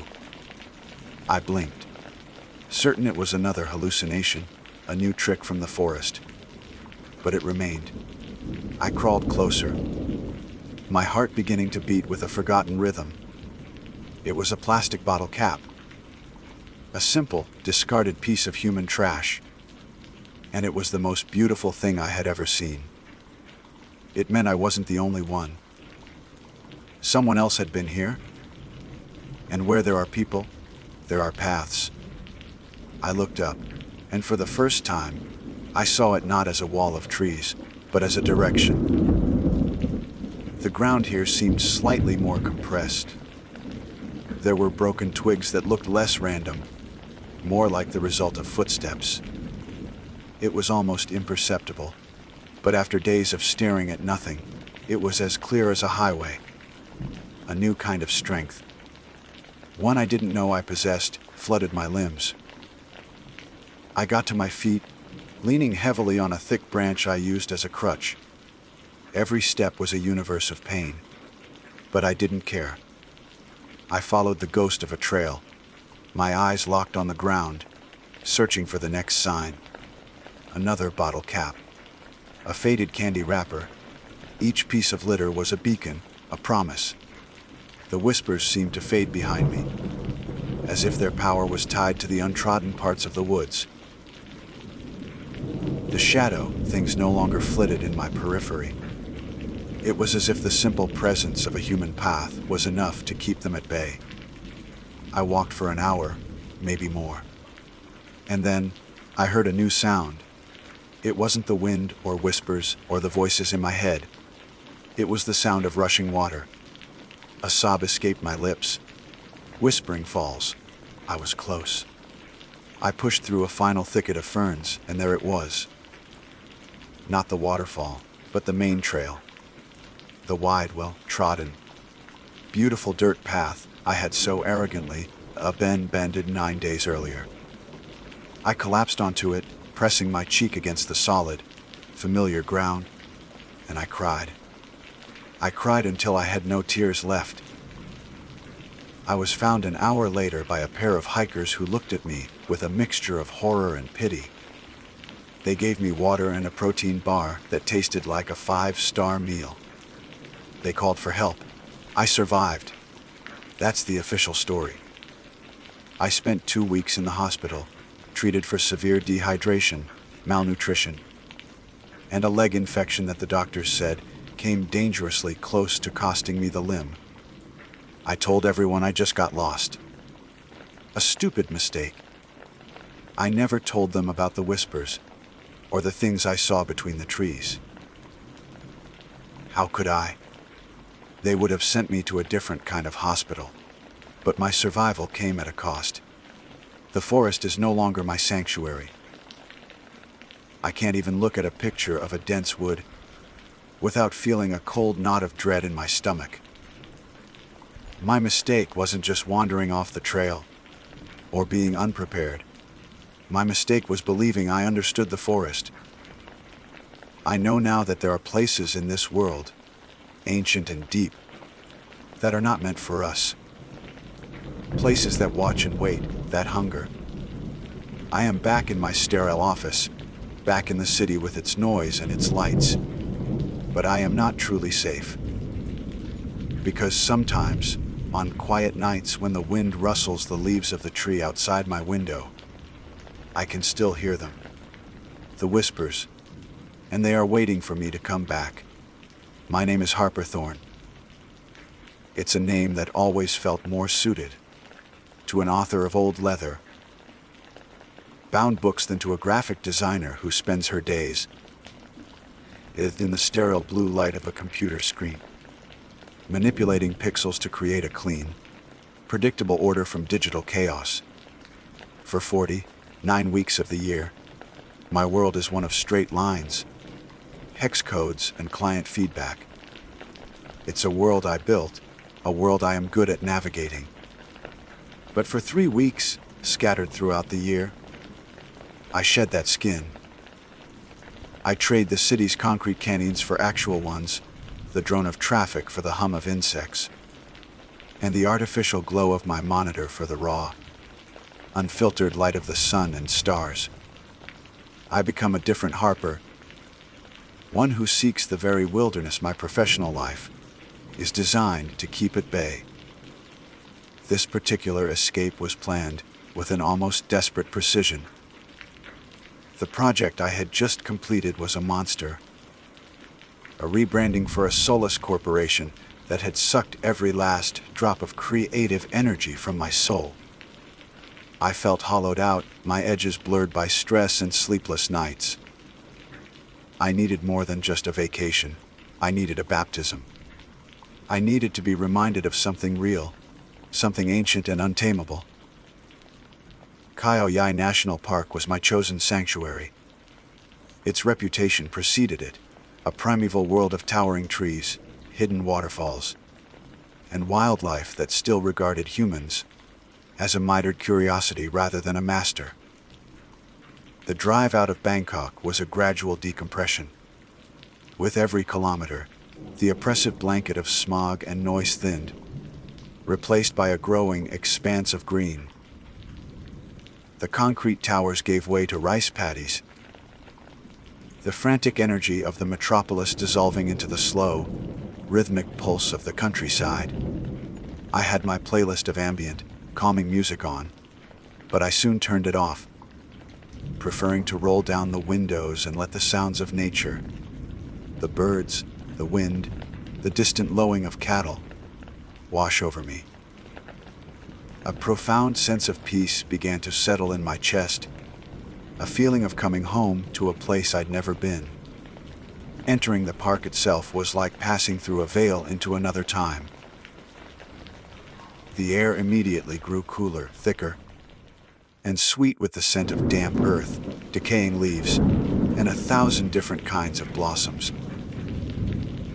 The trees formed a dense canopy high above, dappling the road in shifting patterns of shadow and light. It felt sacred. My city anxieties, the deadlines and the demands, seemed trivial here, like petty squabbles in the hall of a king. I found my designated campsite, a secluded spot near a gentle, chattering stream. Setting up my tent was a familiar ritual, a meditation in itself. Each pole clicked into place. Each guy line was pulled taut with practiced efficiency. This was my tiny, self-contained universe, my shield against the vast indifference of the wilderness. As I worked, a family of hornbills flew overhead, their great wings making a sound like rushing air. I stopped, breathless, and watched until they disappeared into the emerald canopy. This was it. This was the reality I had been craving. With my small camp established, the afternoon sun still high in the sky, I decided to explore. I wasn't looking for a strenuous hike, just a walk to immerse myself, to let the forest work its magic. I pulled on a pair of sturdy boots, grabbed a water bottle, and set off on a small, barely, their trail that snaked away from the stream. The forest floor was a tapestry of life and death, moss thick and velvety, carpeted fallen logs. Strange, vibrant fungi erupted from the rich soil in alien shapes and colors. The air was alive with a symphony of unseen life, the whir of insects, the rustle of lizards in the undergrowth, the distant, haunting call of a gibbon. I walked slowly, deliberately, touching the rough bark of a centuries-old tree, letting the fronds of a large fern brush against my arm. I sat on a sun-warmed rock, closing my eyes and just listening, feeling the immense, powerful silence that lay beneath all the noise. It was a silence full of life, a silence that hummed with the energy of creation. I must have wandered for a couple of hours, losing track of time completely. The forest has its own clock, and it pays no mind to the frantic ticking of a human watch. As the light began to fade, casting long, distorted shadows through the trees, I turned back toward my camp. I felt a profound sense of calm, of being scarred clean from the inside out. Back at my tent, I made a simple dinner on my small camp stove. As darkness fell, the forest transformed. The familiar sounds of the day gave way to the mysterious chorus of the night. The cicadas began their deafening, electric thrum, a sound so pervasive it felt like the vibration of the earth itself. Every snap of a twig, every rustle of leaves, was magnified in the darkness, sparking brief, primal flashes of fear. Was that a predator, or just the wind? I sat by my small lantern, a tiny island of light in an ocean of black, and felt a thrill that was equal parts fear and exhilaration. You are a guest here, I reminded myself, and the rules are not your own. Later, zipped securely inside my tent, I felt a tiny, fleeting itch on my scalp, just behind my right ear. I scratched it absently, my mind still full of the day's beauty. A mosquito, I thought, or perhaps just a strand of hair tickling my skin. I didn't give it a second thought. The gentle murmur of the nearby stream was a lullaby, and I fell into a deep, dreamless sleep, the most restorative I'd had in months. The next morning, I woke to the cool mist of dawn feeling utterly reborn. The air was crisp, The light was soft, and the feeling of refreshment was absolute. I had done it. I had faced the wilderness alone and emerged renewed. My spirit recalibrated. I packed my gear with a light heart, took one last, long look at the majestic wall of green, and began the journey back to my other life. Upon returning to the sterile safety of my apartment, the first thing I did was take a long, hot shower. The camping trip had been perfect, but I was a pragmatist. I knew the forest had its less charming inhabitants. Standing in front of the full-length mirror, I began the careful, methodical ritual of checking my body for stowaways.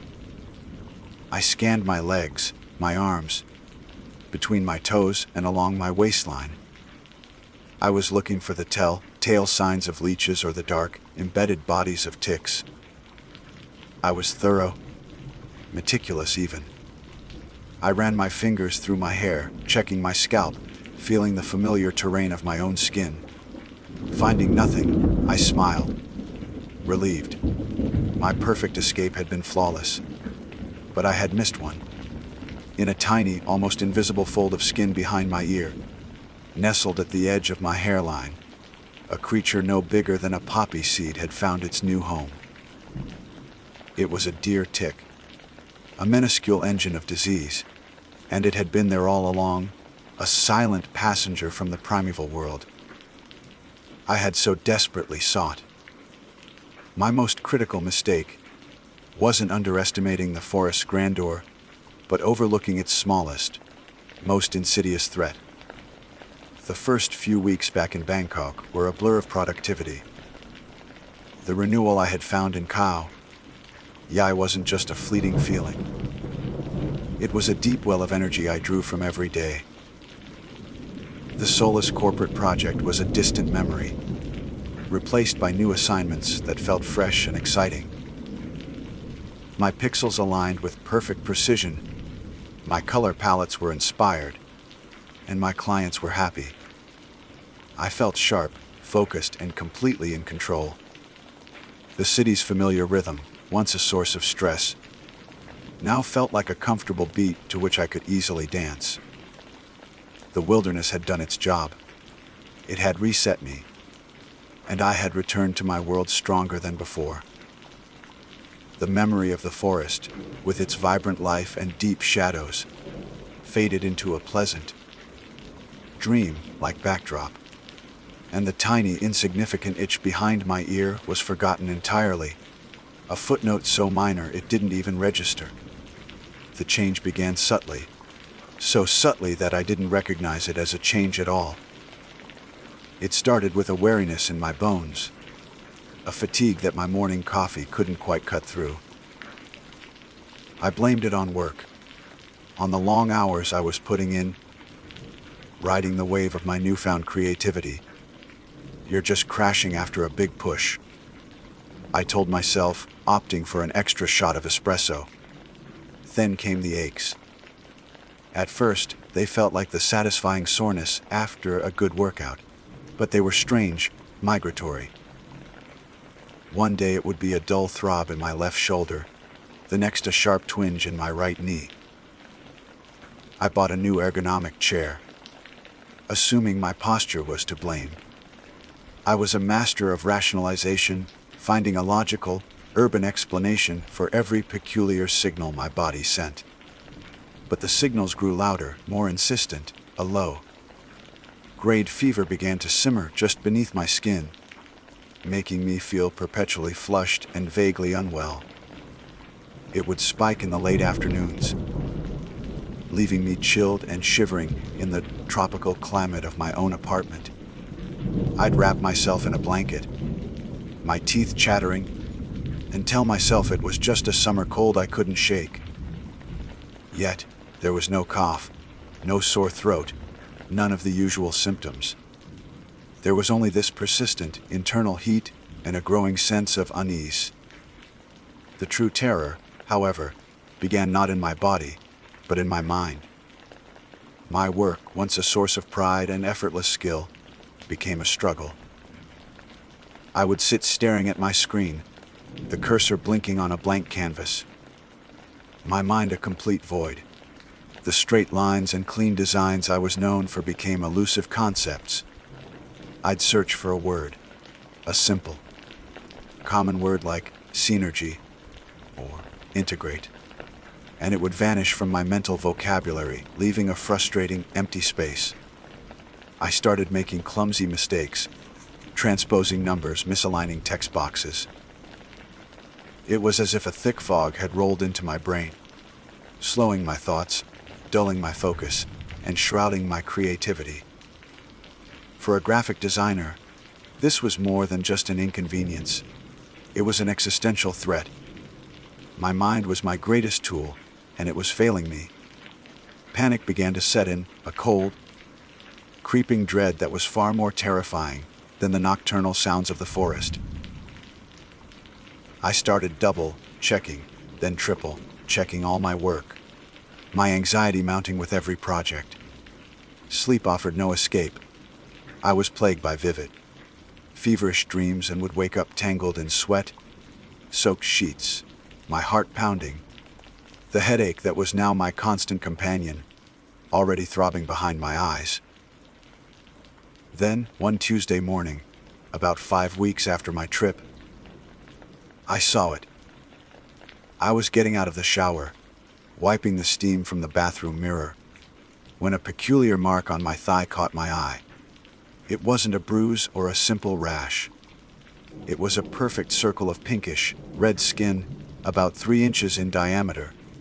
And in the very center of that circle was a smaller, angrier-looking red dot, surrounded by a ring of my normal, pale skin. It looked like a target. A bull's eye. I stared at it, my blood running cold. I had never seen anything like it. It didn't itch. It didn't hurt. It was just there, a silent, ominous symbol printed on my body. My mind raced, trying to find a logical explanation. An allergic reaction. A spider bite. But no spider bite I had ever seen looked so geometrically perfect, so deliberate.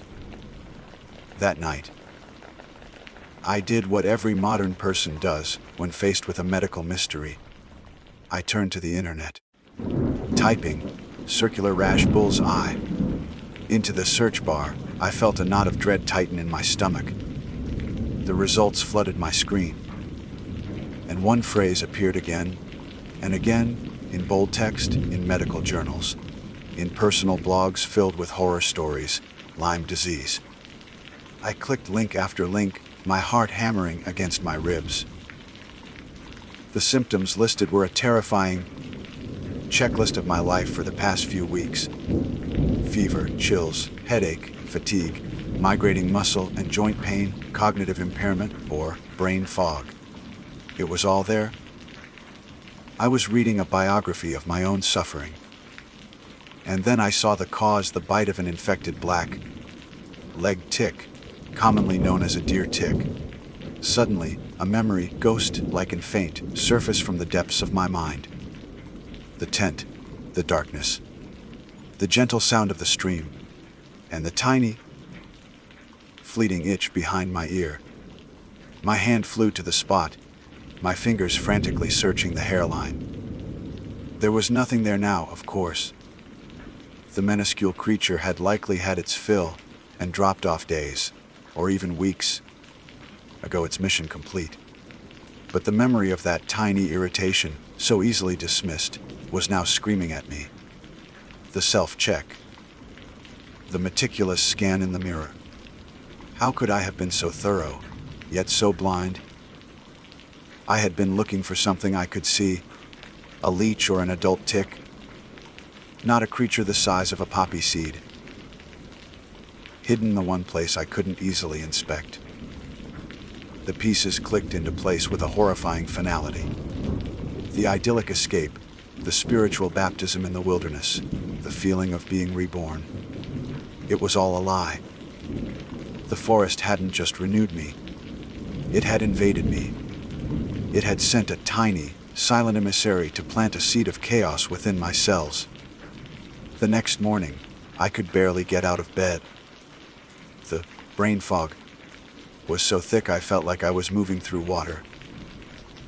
The ache in my joints had sharpened into a stabbing pain. The bull's eye on my thigh seemed to mock me, a clear and undeniable declaration of war.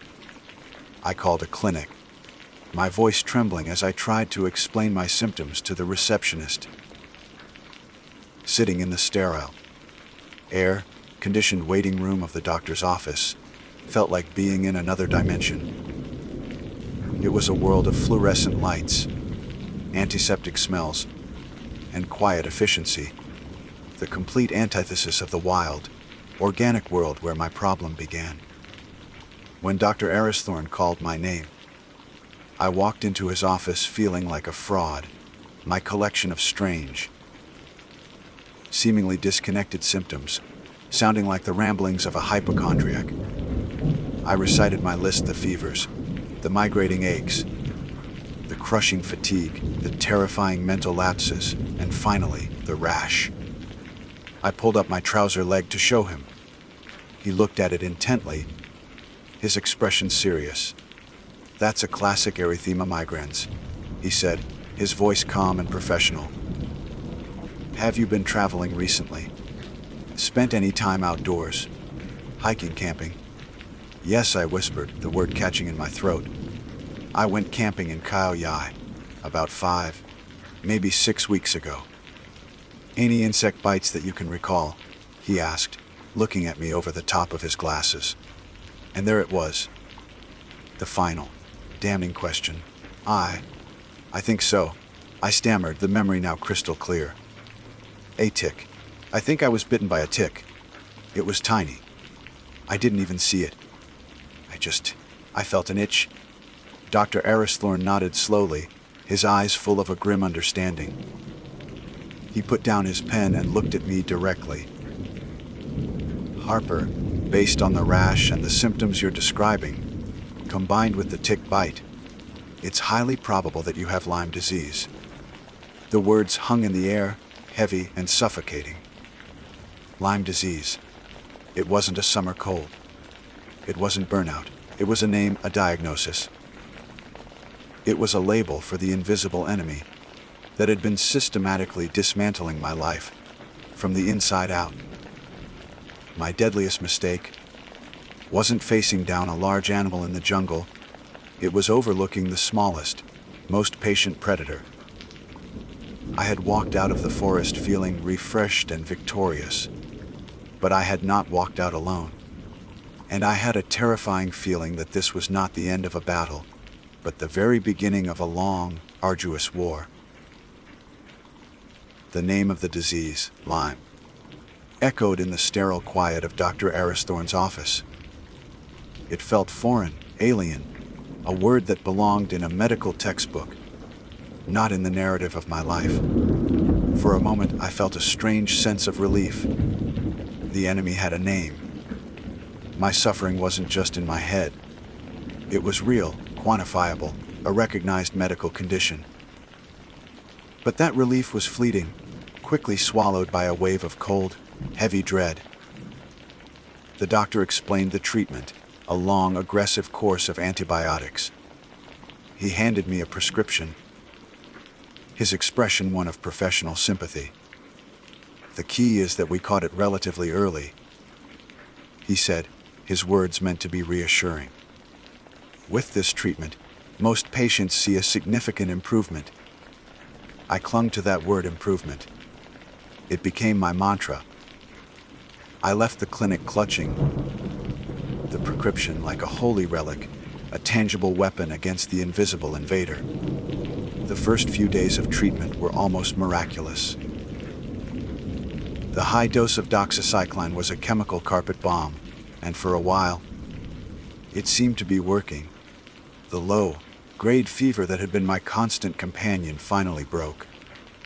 The bull's eye rash on my thigh began to fade, its angry red slowly receding until it was just a pale ghost on my skin. I started to feel a flicker of my old self returning. I managed to complete a small design project without feeling like I was wading through mental quicksand. Hope, bright and brilliant. began to bloom in the barren landscape of my anxiety. I thought, this is it. I'm going to beat this. It was just a brief, terrifying chapter. But it's over now. But the disease was more cunning than I could have imagined. It was a guerrilla warrior, not a soldier who met its enemy on an open field. As the weeks of antibiotics wore on, the initial improvements plateaued, then began to subtly reverse. The fatigue came creeping back, no longer just a simple tiredness but a profound, cellular exhaustion that left me feeling heavy and leaden. The migratory ache has returned, settling deep into my joints like shards of glass. Some mornings my hands would be so stiff and painful that holding a coffee mug was a challenge, let alone the precise, delicate movements required of a Wacom pen. The most terrifying part was the return of the brain fog. It was no longer a gentle mist, but a thick, suffocating blanket. My short-term memory became a sieve. I would walk into a room and forget why I was there. I'd lose my train of thought mid-sentence, the words dissolving on my tongue. My work suffered catastrophically. The career I had built on a foundation of sharp intellect, creativity, and an eye for detail was crumbling. How could I design a clean, intuitive user interface when my own internal interface was so chaotic and broken? I started missing deadlines. The feedback from clients, once glowing, became laced with confusion and disappointment. "This isn't your usual standard, Harper," one long-term client told me gently over the phone, and his kindness felt more painful than any criticism. The true horror of Lyme disease, I discovered, is its invisibility. On the outside, I looked fine. I didn't have a cast on my arm or a visible wound. To my friends and colleagues, I just seemed off. I became withdrawn, canceling plans because the thought of holding a conversation for 2 hours felt as daunting as running a marathon. "You just need to get more sleep," a well-meaning friend advised. "Maybe you should try yoga." They couldn't see the war being waged inside my body. They couldn't feel the fire in my nerves or the relentless fog in my mind. The isolation was profound. I was adrift on a lonely sea of symptoms, and everyone else was standing on the shore, waving and shouting advice that couldn't possibly reach me. My apartment, once my sanctuary, became my prison. The world outside, with its noise, its demands, and its relentless pace, became too much to handle. The vibrant city of Bangkok, a place I had loved for its energy, now felt like a constant assault on my frayed senses. Bright lights were painful. Loud noises were jarring. The simple act of navigating a crowded supermarket could leave me feeling drained and disoriented for hours. The antibiotics course ended after a month. There was no ceremony, no declaration of victory. There was only a quiet, terrifying uncertainty. For a few weeks, there was a fragile peace, but then the symptoms came roaring back, more entrenched and defiant than before. It was clear now that the bacteria, Borrelia burgdorferi, had not been eradicated. It had simply retreated, burrowing deeper into my tissues, my joints, my nervous system, waiting for the chemical assault to end. This was the beginning of the true battle. The battle against what doctors call post-treatment Lyme disease syndrome. A clinical, sterile term for a living hell. It was a battle fought on multiple fronts, against the disease itself, against the skepticism of a medical community that often dismisses chronic Lyme as a psychological issue, and against the crushing weight of my own despair. My life became a blur of specialist appointments, blood tests that always came back maddeningly normal, and experimental treatments that offered glimmers of hope only to snatch them away. I lost my career. I couldn't, in good conscience, take on clients when I couldn't trust my own mind to deliver the quality of work they deserved. My savings dwindled, eaten away by medical bills and the cost of living. The Harper Thorne who confidently set up her tent in the wilds of Khao Yai was gone. That woman was fearless, capable, and in control. I was now a ghost haunting her former life, defined not by my talent or my ambition, but by a list of debilitating symptoms. I never thought that one night of camping, one moment of communion with nature, would lead to this.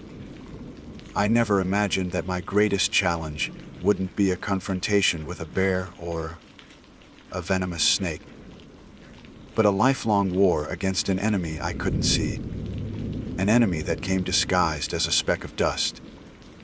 The wilderness I now navigate is not one of ancient trees and hidden waterfalls, but an internal landscape of chronic pain and cognitive chaos. The deadliest mistake of my life wasn't a misstep on a forest trail, but the simple, tragic act of overlooking the smallest of all threats. The tick is long gone, but it left a part of the wild inside me, a relentless, microscopic predator that continues its silent, devastating hunt to this very day. My battle with the forest didn't end when I drove out of the park. It had only just begun.